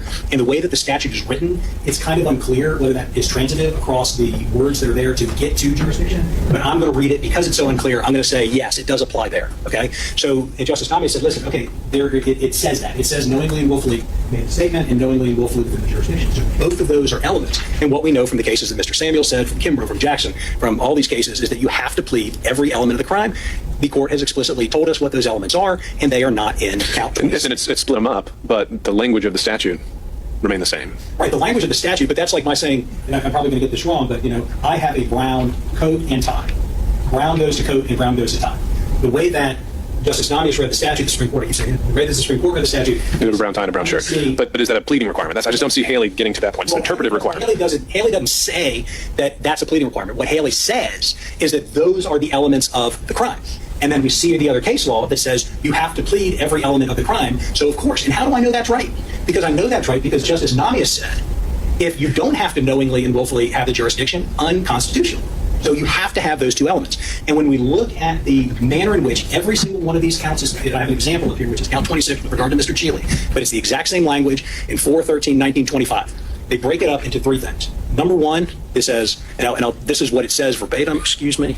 And so the first part says, and the grand jury, in the name and behalf of the citizens of Georgia, to accuse Robert Cheeley with the offense of false statements in writing for said accused in the county of Fulton in the state of Georgia on or about the 30th day of December 2020, knowingly and willfully and unlawfully made at least one of the following statements and representations to members of the Georgia Senate present at the Senate Judiciary Subcommittee, : So what does this say? This says that he made a false statement to the Georgia Senate Subcommittee, okay? Maybe that meets element number one of Haley, knowingly made a false statement. As a little side, we know that the second part, made it to the Georgia Senate Subcommittee, is irrelevant because the Georgia Senate Subcommittee is not an agency or department of the state. The state concedes that in their briefing. So the first part, knowingly and willfully made a false statement. What does the second part of the count say? Well, here it goes on to say, well, this is what they did wrong. These are the false statements, that they saw a mortar main break, and that they voted ballots over and over again. Again, we pointed out in our brief, Willis has made these same comments, but has not, but decides to prosecute Cheeley for them. But in any event, those are the second part of what the count 26 says. So then we get into the last part of what count 26 says, and this is the critical part with regard to Haley. It says, said statements being within the jurisdiction and office of the Georgia Secretary of State and the Georgia Bureau of Investigation, departments and agencies of state government, county, and law enforcement agencies. What those are, I do not know, and that would in and of itself require special demur, but contrary to the laws of said state for the good order of peace. Haley explicitly says two elements. Number one, knowingly made a false statement. Number two, knowingly did so within the jurisdiction. What does this explicitly not say? It doesn't say that they knowingly and willfully did it within the jurisdiction. Now, that in and of itself warrants the dismissal of all of those counts because every element of the claim is not made. Why they did it, they had 2.5 years. They either A, didn't have the proof for it, which I don't think that they could have possibly had. And so in good faith, they didn't put it in there. But it is not in the indictment. And because it's not in the indictment, those counts fail. It's a mechanical issue, and it's an important issue because they are essential elements of the claim to make the claim constitutional. And that's exactly what the Supreme Court has told us. The only place we see knowingly and willfully at all in the statute is with regard to the first portion where it says you knowingly and willfully made it to the General Assembly, but you cannot give a fair reading of count 26 or any of these other counts to say that that phrase somehow carried forward into the rest of the paragraph. And you have a number of breaks. I put some grammar rules here saying that a qualifying phrase should ordinarily be given as modifying only the noun that immediately precedes to it. But what do I know about this? It's an adverb, right? And when I look at the said statements being within the jurisdiction, what verb would that modify? None. So it is not in there, and it's just not there, so the count fails. A couple of other statements about these claims, counts 4, 25, and 26. These are, again, statements made with regard to the Senate subcommittee. These statements are to a General Assembly. They're protected.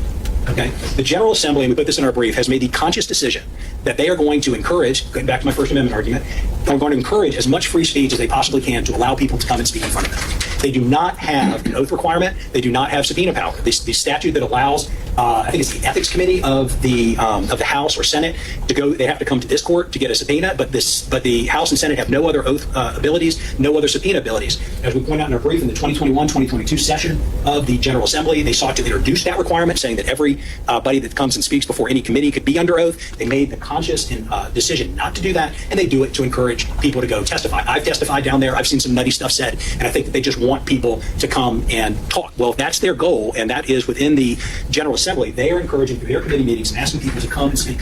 When the executives of the state and the DAs of the state are coming in and prosecuting people for going in front of the General Assembly to give them statements that the General Assembly or the subcommittees are asking for, that impedes upon the power of the General Assembly, and it is without the jurisdiction of these various entities that are put in 16, 10, 20. Moreover, if you look at counts 13 and 19, and this relates to the statements regarding the electors, and Mr. Samuels points this out in one of his briefs, these cases relate to statements regarding the electors. They don't plead mens rea anywhere. When Mr. Samuels made that point, the state in its brief says, aha, we don't say who the statements were made to at all. We don't say who received the document, who relied upon it, and if they don't say that, then for all the reasons we just talked about with regard to the oath, that fails to provide adequate information with regard to the claim, and because they don't say to whom the documents were given, to whom these allegedly false statements in counts 13 and 19, that's subject to special and general demurrer. We talked about it being barred by the Electoral Count Act, barred by the First Amendment, and barred because, again, applying the rule of lenity and due process, nobody ever in this state has been prosecuted for going in front of the General Assembly and telling them something in front of a committee or a subcommittee, not ever, not once in this state. And I don't think that the state can show you anything to the contrary. And because of that, I think that we see, and the reason you don't see that, again, the First Amendment, again, because it's within the province of the General Assembly, it simply is inapplicable, and the state's attempt to assert these 16, 10, 20 claims fails for all these reasons, primarily because they don't plead the knowledge requirement, and then secondly for the other reasons that I've raised. Thank you, Your Honor.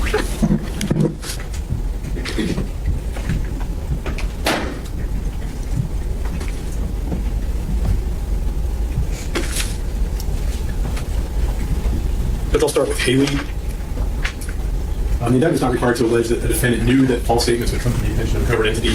That's an evidentiary concern, not a pleading requirement. How do we know that? Because in Haley, I flipped the slide, Haley told us exactly what the indictment in that case alleged. It did not allege that.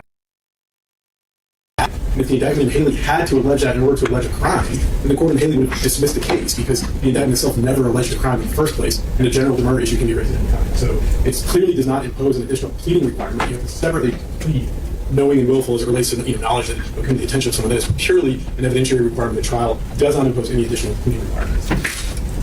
It's irrelevant. The legislature is not a department or agency of state government. Haley tells us that as well.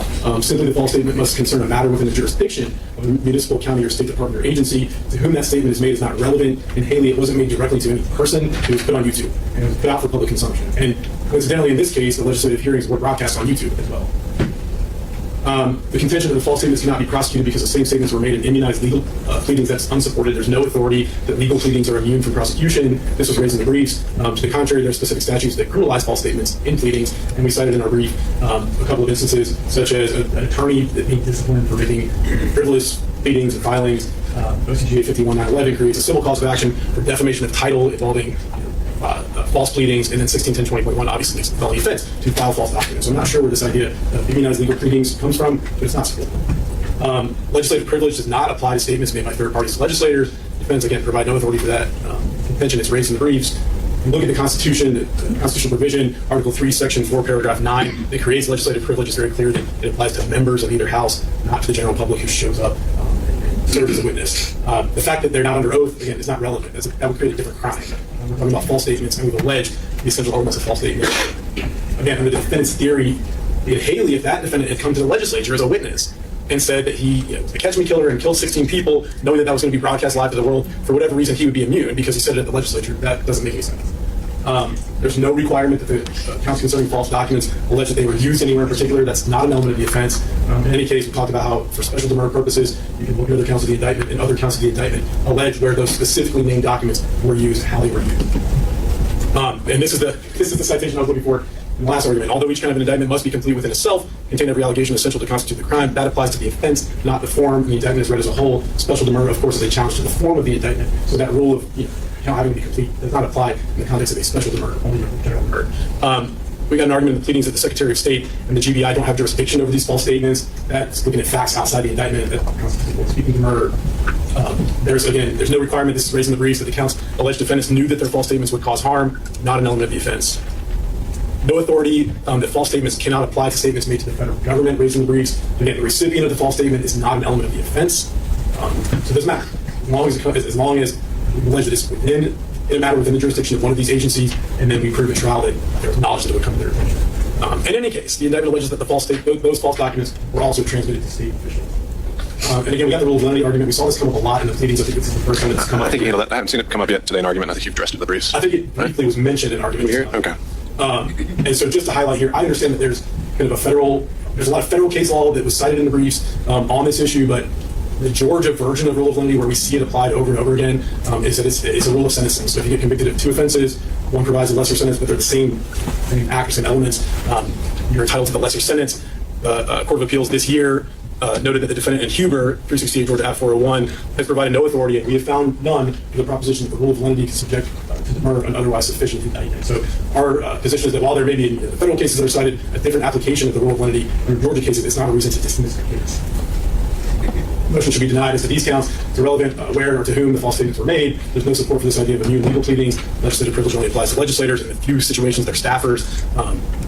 And other arguments seek to add elements that are not set forth by statute, or they're simply close speaking. All right. Thank you, Mr. Wooten. Very briefly, Judge, if you're going to have to prove something at trial, it's an element of the offense. If you don't have to prove it at trial, it's not an element of the offense. Obviously, Haley said it is an element of the offense that you knowingly and willfully do that. They don't plead that. They have no response to that. They admit they don't plead it. The claim has to go. With regard to legislative privilege, I'm not arguing legislative privilege. What we are arguing is that when somebody comes and speaks in front of the legislature, we have a separation of powers problem, because if they're speaking in front of the legislator, invited to do that, and somebody comes in and hits them for what they say in front of the legislature, that is an issue. And with regard to the rule of lenity, that's exactly what Haley was doing. Is the rule of lenity is a rule of statutory construction, and when you're looking at these statutes, you have to interpret them in a manner that would make them constitutional. If it's ambiguous, you read them against the state. Here, it says you got to have these 2 elements. One thing that I would love to point out to Your Honor, we've seen this obviously in the Haley case and others. In the federal context, there was a case, Rahif, that talks about criminalizing the possession of firearms by a legal alien. And the Supreme Court, much as in Haley, came back and said, listen, you have to have both elements have to be knowing. I have to know that I possess a firearm, and I have to know that I'm illegally in this country. And those both became elements of the crimes. The United States U.S. Attorney's Office have changed their pleading requirements for that, and have done exactly what the state should have done here, which is modify the way that they plead these cases. And what they should have pled here is that said statements are knowingly and willfully within the jurisdiction. That's not there.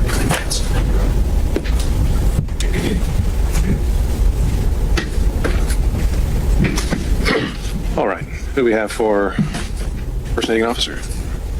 Richard Bison. To begin with, counts 8 and 9 charge. Count 8 charges the substantive count of impersonating an officer. The electors who reportedly unlawfully falsely held themselves out as the duly elected and qualified presidential electors. Count 9 is a conspiracy to commit impersonating an officer in specific reference to count 8. Now, nowhere in the statute, 161023, does it define what a public officer is. The only definition I found applicable is in the Georgia Constitution, 1, Section 2, Paragraph 1. It defines a public officer as a trustee or servant of the people, and thus is amenable to people at all times. And as the Georgia Supreme Court said in Kennedy v. Carlton, the intent and purpose of this particular section of 161023 was to protect the people of the state from intimidation and other potential abuses and dangers in the hands of someone who is cloaking themselves in the authority of the state of Georgia. And thus, there must be some nexus between the public office and the electoral act. In other words, not every criminal act committed by a public officer constitutes a violation of 161023. Now, Georgia law recognizes that presidential electors perform the duties required of them by the Constitution and laws of the United States. In other words, they're not necessarily performing the duties and laws, the responsibilities that are required by the Georgia Constitution. They are acting pursuant to the U.S. Constitution as contained in OCGA 21-211. Indeed, as cited in our brief, U.S. Representative Caldwell remarked that, quote, the elector is a federal functionary as much as a senator or representative, and the duties of the elector, as soon as he is chosen by the state, are prescribed by the Constitution of the United States. These electors were chosen well before the election. I think it was March or April of 2020. When they stepped up to fulfill their duties, whatever they did as their regular job, whether it was a state senator or any other public officer, when they were functioning as an elector, they were performing a federal function and exercising duties and responsibilities under the U.S. Constitution and federal politics. This is not a state or local government function. And this was an argument that was addressed or was it touched on by Judge Jones in the removal action, right? And so what do you contend was the error in that decision? Well, the difference is, I believe, in the removal action, they said there was more to the entire case than simply what was going on as federal function. In these particular counts, we are focused in only on what they were doing as an elector and whether or not that qualified as a public officer under this criminal statute. So even you can have a situation where Judge Jones told him that it wasn't subject to removal, but that does not mean they qualify as a public officer under this criminal statute. Now, cut to the chase. The federal elector, their status as not being a Georgia public officer is analogous to a state grand juror. A state grand juror performs duties in connection with Superior Court. They're paid for his or her time. They're serving for a designated period of time. But nonetheless, they are not a public official under this section. The cited case of McAfee versus Ferguson, 178 Georgia 230. And so what we have here is the alleged representations all pertain to a federal function made by someone who is acting in a federal capacity, and they are not Georgia officers.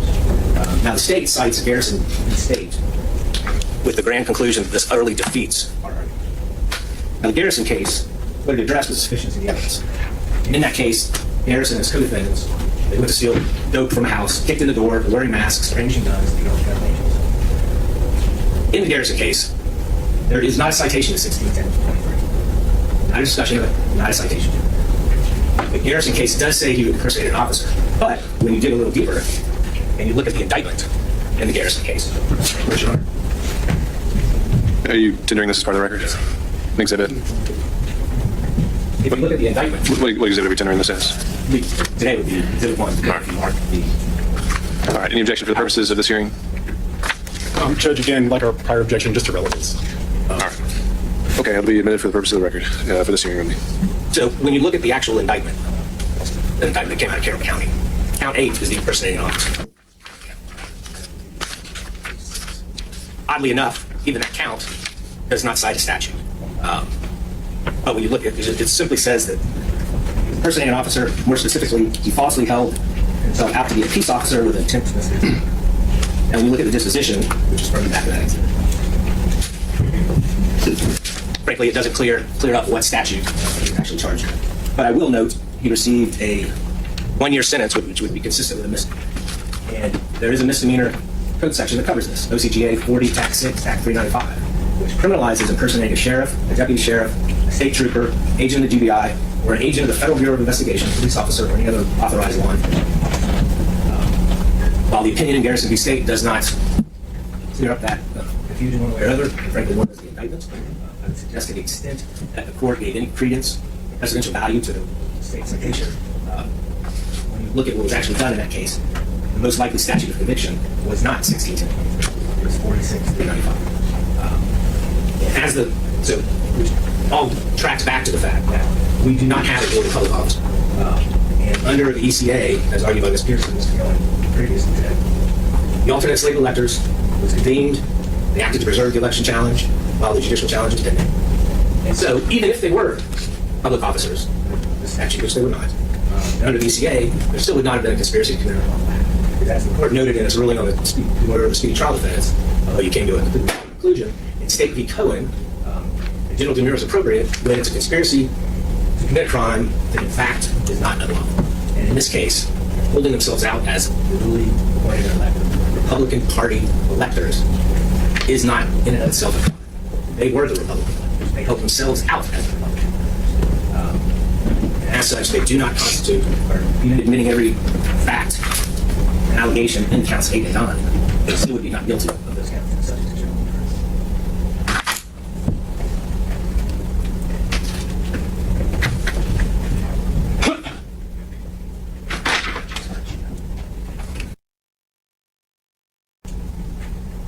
Defendants aren't charged with holding themselves out as Republican electors. They're charged with holding themselves out as duly elected and qualified electors in the state of Georgia. It's a very different thing. Just to point that out first. Again, each count alleges all the essential elements of the offense, provides the defendant what they must be prepared to meet the trial, provides enough detail to protect jeopardy. Georgia case law does not, as we pointed out in our briefs, and as the other side tried to rebut, the case law does not limit 161023 to state officers. We know that from Liberty versus the state, 346 Georgia at 420. In that case, there was a conviction upheld where they just impersonated a fictitious agency. So it wasn't even an actual public officer. It was a Metro Atlanta Human Trafficking Task Force that did not exist, and the Court of Appeals said that's fine. Again, Garrison, which was just talked about, the case very clearly upholds the conviction where the defendant in that case said that he is a federal agent. I mean, I'm looking at this indictment, and I believe this helps our position because if you look at count 8 of the indictment, the language exactly tracks 161023, and it says, it accuses them of holding themselves or stating that they were federal agents, contrary to the laws of said state. So I'm not quite sure how Garrison hurts us, nor am I sure how the indictment in Garrison hurts us, because it shows this is an indictment that alleges something very similar to our indictment, and it was upheld. And notwithstanding that, presidential electors are clearly state officers. They're not federal officers. We talked about Henry Green earlier this morning. Henry Green, very old case, makes it very clear that they are state officers. They are not federal officers.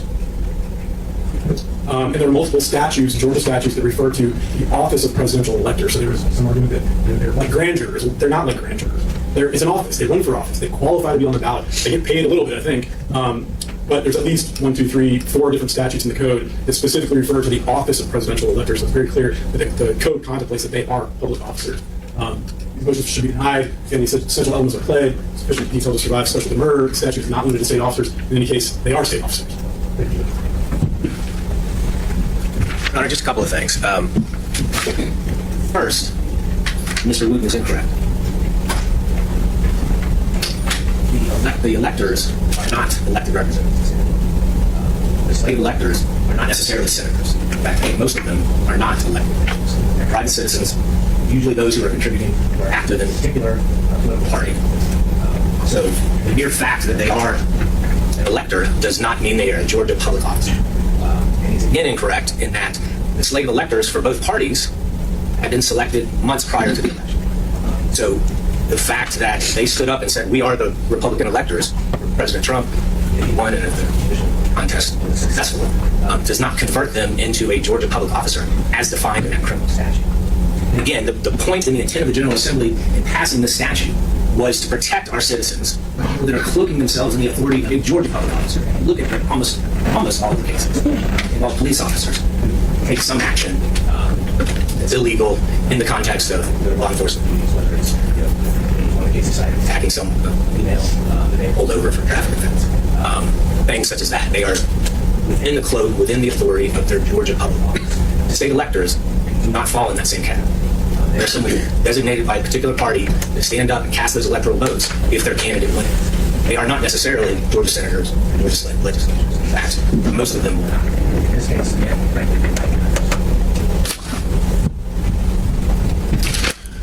All right, moving along. Forgery and the counts 10, 11, 16, 19.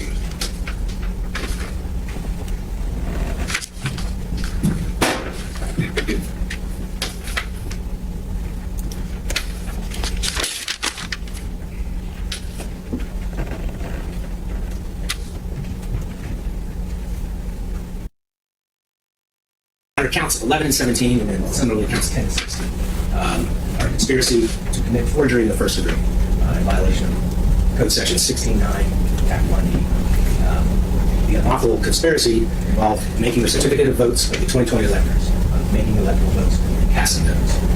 As Ms. Pearson persuasively established earlier, the ECA does authorize, permits the alternate contingent state electors to undertake those actions that are criminally charged in counts 11 and 17.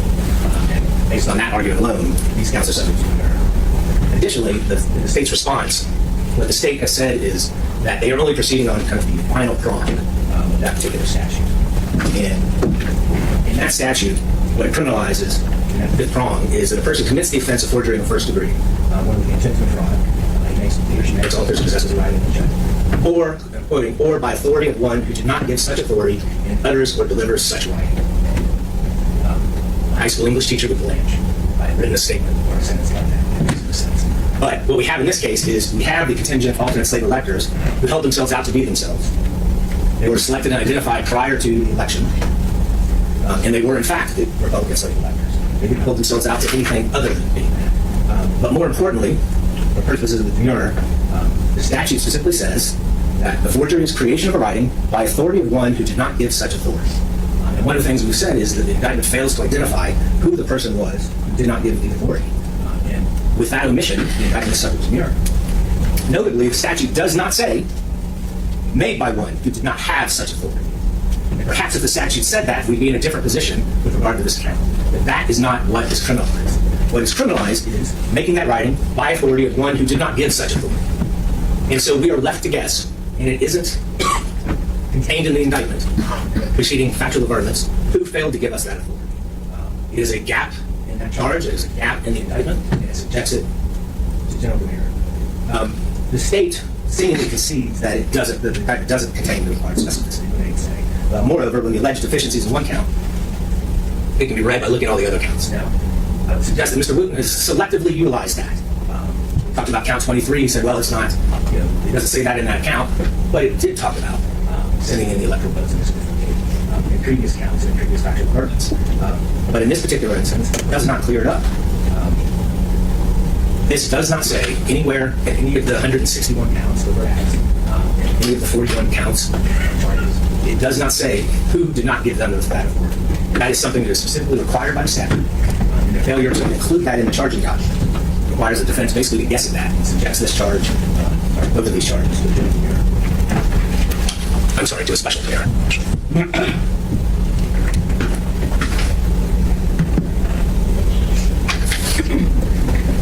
Judge, I'll try to be brief.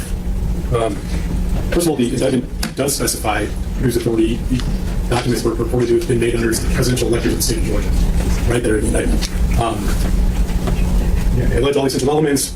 As a defendant, they must be prepared to meet, so I'm not detailing the jeopardy. I think this was argued in the briefs that we had to, allege forgery in one particular way, alleging that it was made, documents made by authority of one who did not give such authority was not sufficient. That was argued in the briefs, but I think that's kind of shifted in the argument, and are acknowledging that that is a way to allege a violation of 1691, and that's the way of violating the statute that we rely on in this indictment, and that's legally sufficient. And so I'll kind of skip through examples of the other ways that it can be violated. The indictment is not required to allege that the writing was intended to defraud anyone in particular. Intent to defraud a particular person is not an element of the offense. In any case, read as a whole, that's appropriate for special demurrer purposes. It's very clear that these specific documents were intended to defraud the President, the Senate, Archivist, Georgia Secretary of State, and the Chief District Court Judge. These motions should be denied. We plead all the essential elements, especially details about special demurrer. Forgery statute provides at least 5 ways of committing forgery and impersonating another person is not required. That was in the briefs, seems so that's kind of been moved away from an argument today. Intent to defraud a specific person is not an element of the offense. And that motion should be denied, Judge. Very brief, Judge. As I stated before, the statute says falsely makes or alters a writing by authority of one who did not give such authority. The indictment does not say who failed to give us the authority to sign that document as the Republican. We were the Republican. All right, Mr. Rice, I think if you got something additional to add on, but pick your argument. All right. Filing false documents.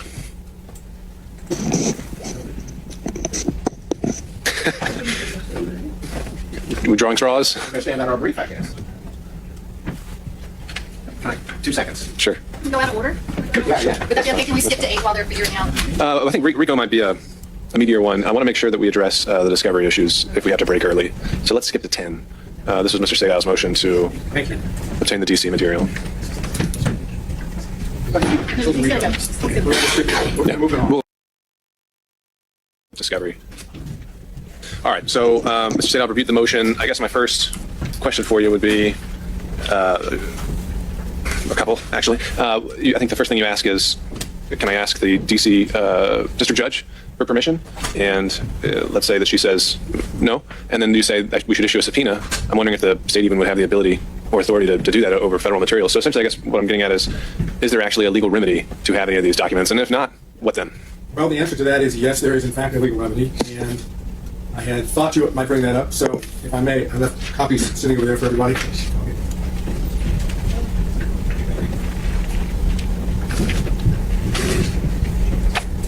Yeah.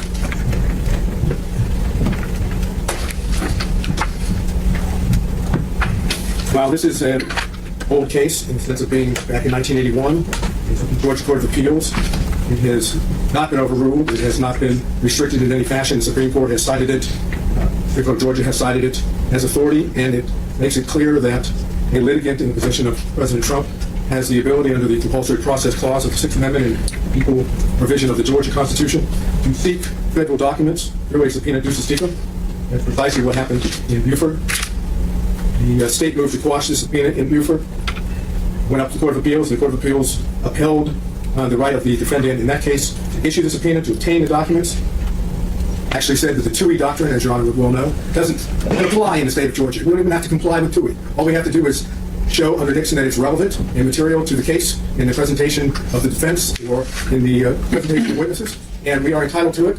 This is why I brought it up the way I have. So, under the circumstances, and by all means, the state can take a look at it, write whatever brief it chooses to write. We won't find anything that in any way restricts this.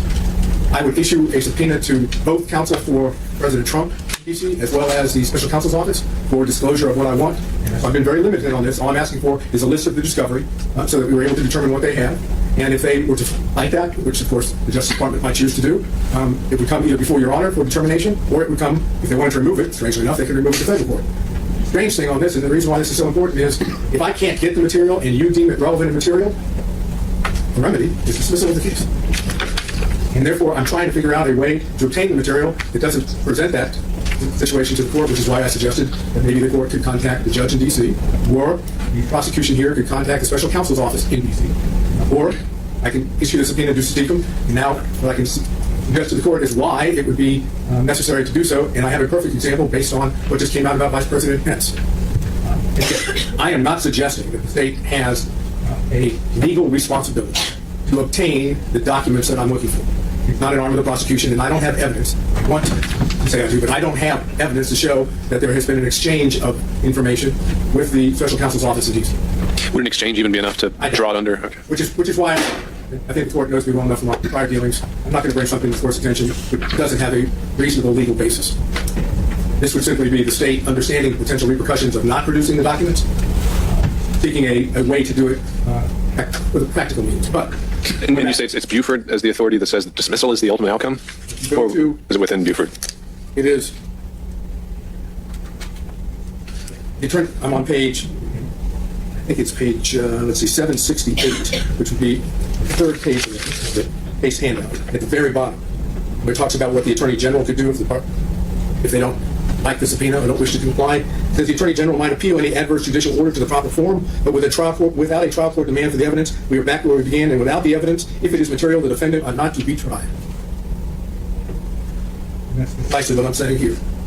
There's no doubt that the special counsel's office, the D.C. prosecution, has relevant material information that deals with the allegations in this case. If you send along, as the court well knows, I sent along a highlighted copy of the D.C. indictment, assuming that the court's had a chance to look at that.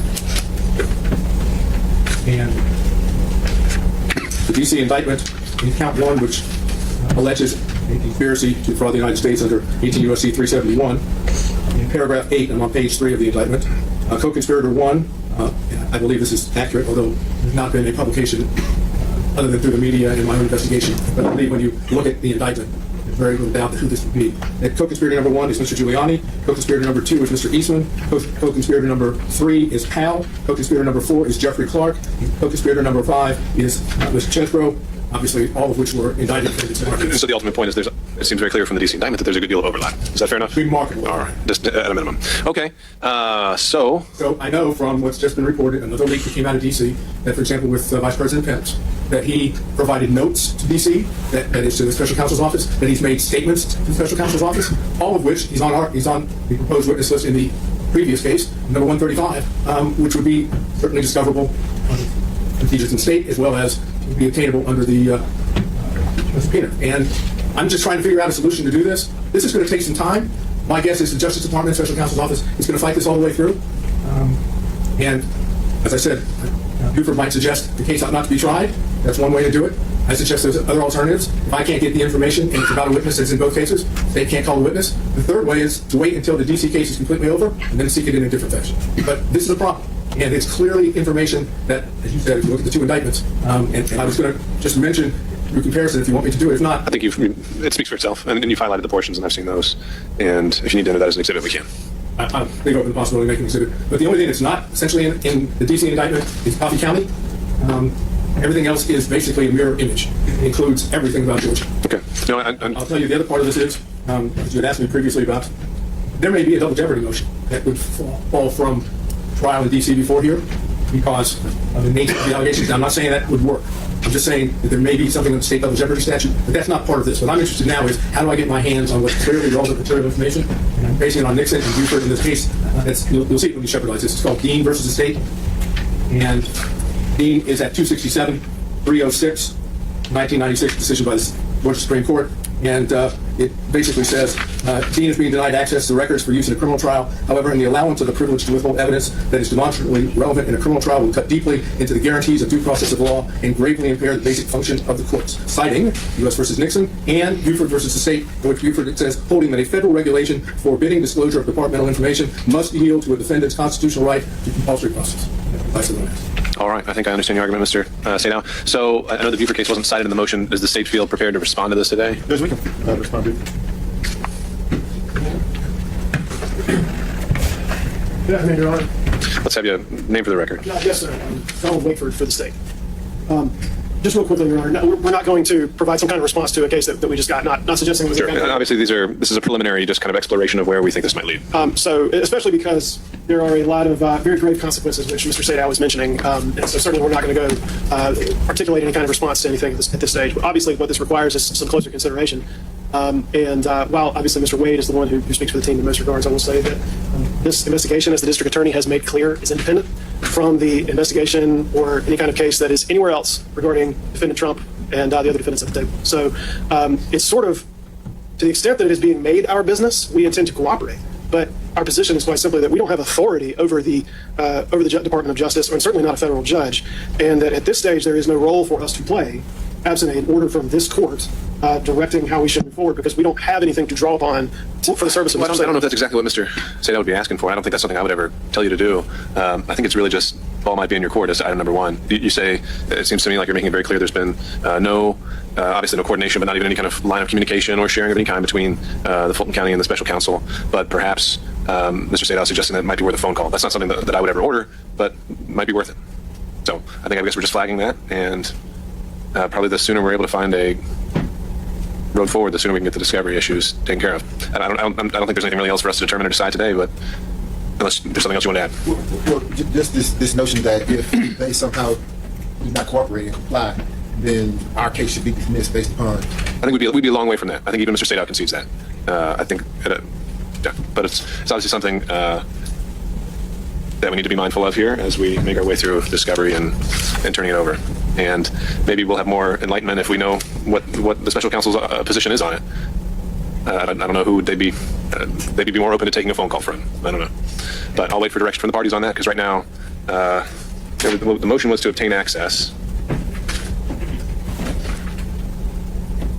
I guess we've had a hearing as requested by the motion, and we can reconvene at another date to have an update and see where we are. And if the state wants to avail itself of position one and bring us back some more information, I guess that's their prerogative, but they don't have to. But just for clarity's sake, the state is not planning to take any action on this unless the court is ordering us to do something. We're not on our position taking any action. Okay. And in that case, would the state have a position of whether the court has requested an item 2 should be reaching out to the district court in D.C.?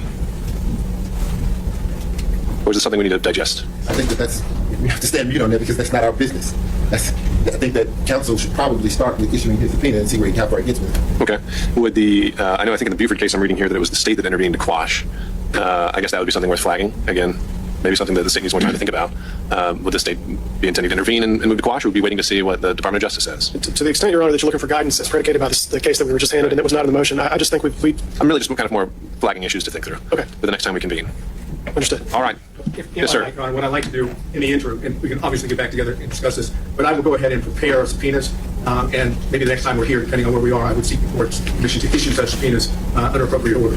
I know normally we just issue subpoenas, but I don't want Department of Justice, the special counsel's office coming in and saying, but you don't have any order that says you're allowed to issue a subpoena. So I'll prepare them, and then we'll go from there. All right. And let me just flag this as well, since is there an issue here where this is an extraterritorial out-of-state subpoena where you have to go through some other process? I do not think so. I do not believe so. If the way Buford is set up, they've kind of said in that case, you may have subpoenaed the wrong person. Maybe it would have been better if you did it to the Attorney General, but you're in right to compulsory process. Now, I think what you're asking me is, do we have to do like an out-of-state witness? Yes, that's exactly It's not right. a state entity, though. There's no provision. Special counsel is not in Georgia. Theoretically, I could serve the U.S. Attorney's Office in the Northern District of Georgia if it went to DOJ, but then special counsel becomes a special issue because they're different in part than DOJ, although they're under federal regulations. Or I could serve my counsel up in D.C., and they can take service and say, I'm sorry, I can't turn it over. And then you could bring them in and potentially order them to disclose it because they have it. And then D.C. will, then the special counsel's office will come in and say, no, you can't disclose it. So Okay. I'll just get it prepared so that you at least can see it. All right. I'm not going to be any more detailed, though, than what I said. I'm not looking for the evidence. I'm just looking for a list so that we can begin the process. Well, I mean, to that end, though, why wouldn't you be just asking for all the evidence as well, if that's the end Then goal? I can't show relevance or materiality to what the specific items that I would want to have. I want to make sure that when I'm presenting it, if it doesn't have something to do with our case or witnesses in our case, I don't want it, and I don't believe I'd be entitled to it. If it has to do with witnesses, like in our case, like Department of Justice officials, Vice President Pence, there was actually another thing recently. Scott Perry, Representative Perry, some of his material was unleashed or unsealed yesterday and then sealed back up again. He's a witness, 133 in our case. So I would want to make it as specific as possible so that Your Honor would be in a position to be able to say, why would you want this if it has nothing to do with our case? All right. Okay. Any last thoughts from the state or anything to add? Nothing, Your Honor. No, I just wanted to. Nothing further, Your Honor. Okay. We'll put a pin in it for next time. All right. So my thought here to best utilize the time we have remaining is that, with apologies to Ms. Palmer and Mr. Floyd, I think we have to come back on RICO. There's just always a lot to that. I think that would be, again, as much as there was with the ECA, not something we just want to jam through. So I'm thinking we could continue with item 7, the filing false documents, the perjury count, and then the catch-all, whatever's left, and call it a day and come back on RICO.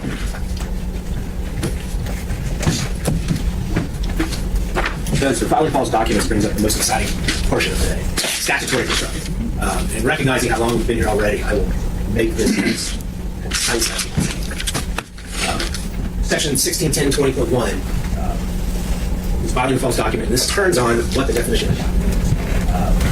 In 2014, amended the section for statute and inserted a more expansive definition of document. There's basically a two-part definition of the word document. The first one is described on a tangible medium, stored in electronic record medium, retrievable and receivable. The indictment satisfies, the elector certificate satisfies that first part. The second part is the one that matters.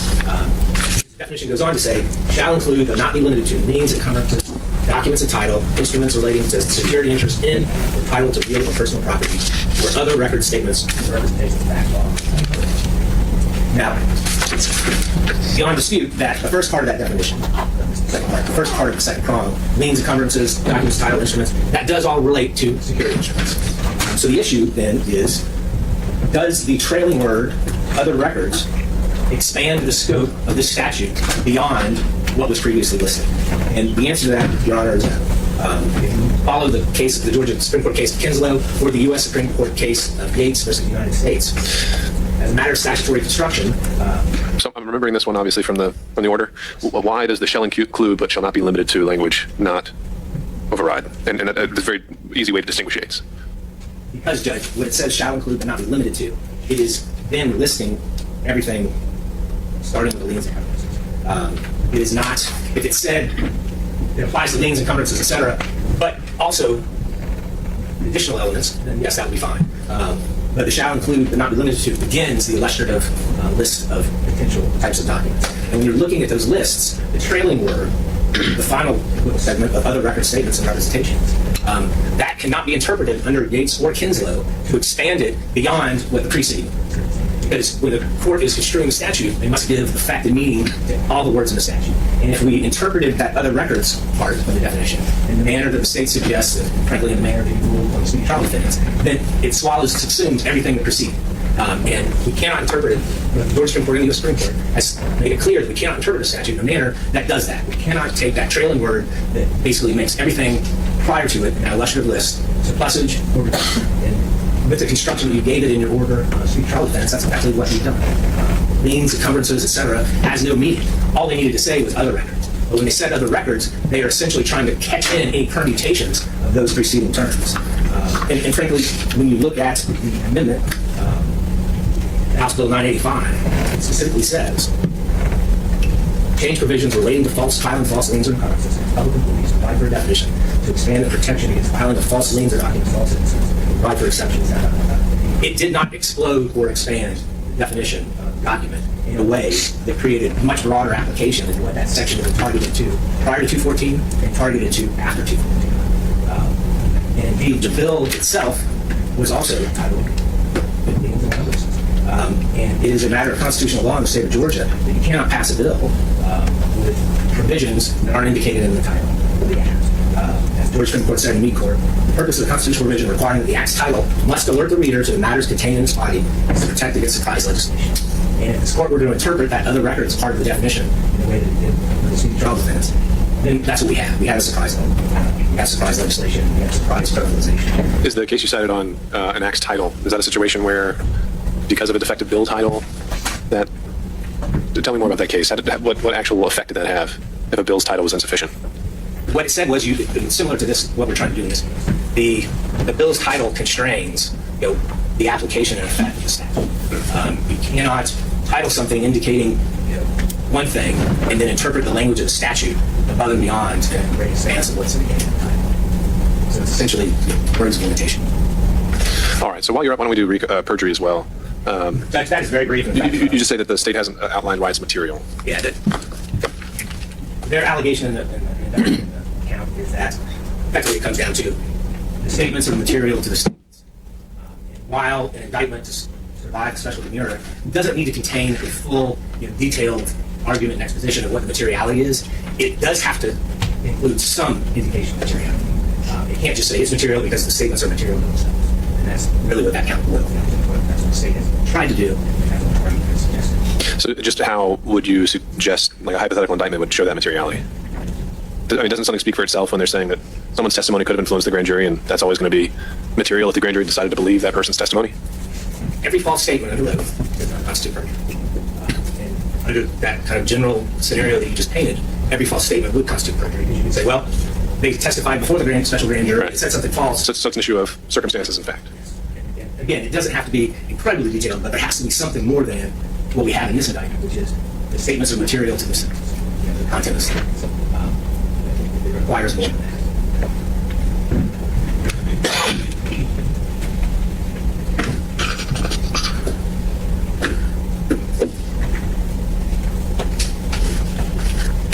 All right, Judge, hopefully I'll take us home with this. So the found false documents counts, quickly through this. Again, each of them allege all these essential elements. They allege enough to survive special murder. Documents and issues are documents. The document defines documents as, among other things, the information that is inscribed on a tangible medium. As the court pointed out, the shall include but not be limited to language. They do acknowledge it. They do acknowledge its provision in the argument. We kind of avoid it in the briefing. Again, information means words inscribed on, means written on, tangible medium is paper. These are documents. Going to the 2014 change, the General Assembly, again, specifically expanded the applicability of 16-2021 in 2014. But prior to 2014, the statute only criminalized filing false liens and encumbrances against public employees that largely tracked 18 U.S.C. 1521. House Bill 985, as the defense pointed out, signed into law, made it a crime to file any false document in any public record of a court of Georgia or the United States. And the 2014 amendment did add a broad definition for the word document. It means information inscribed on a tangible medium. All these other things shall not be limited to, shall include but not be limited to the liens and encumbrances. That doesn't exclude, or that doesn't limit the types of documents to just that list or things like it. It just gives examples. I can't get into the mind of the legislature, but I would imagine this is just so that kind of the original iteration of the statute kind of carried through. I don't know why they left that there, but it doesn't change the fact that any information inscribed on a tangible medium is a document. The argument about the title not matching the contents, that's with regard to the title of the bill, not the title of the statute once it's been enacted. So House Bill 985's title was, I won't read the whole thing, but a bill to be enacted, or a bill to be entitled an act to amend this section of the code to do X, Y, Z, and the bill did amend that section of the code to do X, Y, Z. So there's not an unconstitutional variance in the name of the bill and what the bill did. I think the defense is confusing the name of a bill with the name of a statute. And we know from case law that the heading, title, or heading of a statute really doesn't mean anything. That comes from Martin versus McCain, 135 Georgia 460, 1975 case. I don't even think that the titles of the statutes are created by the legislature. I think that's created by the people who put the laws into the books and then distribute them out to lawyers like us. Again, just hitting some of the other arguments, they said that there's no allegation of what was filed by whom, or whether it was in a pleading or attached as an exhibit. Those are not elements of defenses in general. And again, taking a step further, these are attempt and conspiracy to commit filing false documents, so even more so, not elements of the offense, of those offenses. In any case, the indictment does specify what the document was. It was a document titled Certificate of the Votes of the 2020 Electors from Georgia. It specified who did something with it. It said that Schaefer, Still, and Latham placed that document into the United States mail, sent it off to the Chief Judge of the Northern District of Georgia. The defendants again attempt to add additional elements to the offense. Not an element of the offense of the false document is material to anything. Some elements of the offense of the false document is placed in the record in any particular way. Those simply aren't pleading requirements in this case. Motion is that those counts should be denied. Essential elements are pled. There's enough to survive special murder. The documents are documents. The remaining arguments seek to add elements to the offense that are just not part of the statute. Finally, the perjury argument, I'm a little bit confused by it, but again, it alleges the essential elements, it alleges enough to survive special demurrer. The defense says that it fails to allege materiality. The indictment specifically alleges that the false statements were material to the accused's own involvement in the December 14th, 2020 meeting of Trump presidential elected nominees in Fulton County, Georgia, and to the accused's communications with others involved in said meeting, the issues in question. So it identifies exactly why they're material. He didn't lie about what color shirt he was wearing. He lied about something that was an issue in question before the special purpose grand jury. That is sufficient to withstand demurrer. Also, they cite some cases concerning sufficiency of the evidence at trial. Again, as we've discussed, that's entirely different than the pleading requirement. For those reasons, Judge, you should deny these motions. I think that takes us to the end. Maybe. I think we still had a request to also address other discovery or motions issues and just other general housekeeping. So I'll open it up to the floor on that. If anyone wants to jump up first. Ron, if you want me to go to the podium or is this phone? Can you hear me? I can hear you just fine. Thank you, Mr. Stay down. I understand that Madam Court Reporter is working as hard as she possibly can while everything's going on. But I'd like to see if we can figure out a way that we can assist her in potentially getting transcripts done. She's got a load that she carries is worse than anybody. And we're trying to work with her, and she's been very kind in saying to us that she's getting around to getting them done. I'm hoping maybe we can figure out a solution that can get them done a little faster. Well, on that point, Mr. Sadow, we've been looking into this as well. On the front end, I'll say one of the reasons that we record every word is I'm going to be rewatching this, and I would think that you could also rewatch it and hear what you need to. And if it's not an evidentiary hearing, I don't know if a transcript would be as necessary. It's just argument here. Logistically, though, we'd explored whether if there's a way to expedite transcripts. The issue was we can't outsource that. No matter how much money you offer, we can't outsource it. Ms. Smith has to do that. And in the meantime, we also have trials. We're starting one on Monday. So I understand all of that. That's why I'm most concerned, for example, obviously you're correct about everything that watching the videos of the YouTube taping. I'm most concerned about the pleas of co-defendants, because if I understand correctly, we can't pick the exhibits until those exhibits are made part of the transcript, and that kind of a sure. Chicken and egg thing. And those aren't long proceedings, and so those we'll see what we can do to place those at the top of the priority list. But these longer argument hearings, I wouldn't expect to see transcripts on those expedited. If there's an interlocutory that we have to start talking about, then obviously that I would imagine be part of the record. We'll just have to go through that case by case. But if there's a specific aspect you're saying you absolutely need, we'll keep seeing what we can do. But I just don't think logistically it's even. Let's stay on as far as being able to get transcripts of the co-defendants and exhibits to go with. All right. Anyone else on that issue? Okay. All right, opening the floor again to just anything else in general. Just one clarification on the supplemental briefs. Given that we've covered a lot of ground today, is the court willing to allow us to take up any of the matters? I mean, obviously not to be repeating things that we've already argued, but just to supplement any of the arguments on any of those issues. We'd request that we be allowed to do that in our supplemental briefs. So, I think the most effective way in a supplemental brief is to say something new. But if there's a point you think there's a new way to say it, have at it. Okay, That's fine. Your Honor, Harry Hackett to Mr. Clark, since you opened the floor, I will take the opportunity to say that we will be following in Mr. Sadow's footsteps with respect to discovery of information in the hands of the federal government that we think is relevant to our defense. And we will be preparing something to reflect that shortly. All right, so noted. Is there any indication when the court is planning to have the RICO arguments? Well, I was going to probably follow that up when we see everyone's schedules, which I don't think we want to pull out our calendars here. I think that's something we can take up through email. And if we can get them this month, I know the week of the 18th, it's kind of just been a catch-all hearings. I've got trial weeks next week and the week following, and then the week of the 18th is a lot of hearings, so that'd probably be where I start asking everyone if we can get the RICO arguments in. What's the starting point? The week of the 18th. And we can take it up from there on availability. Anything else? Nope. All right. Not seeing anything. Have a great weekend, everyone. Thank you. Thank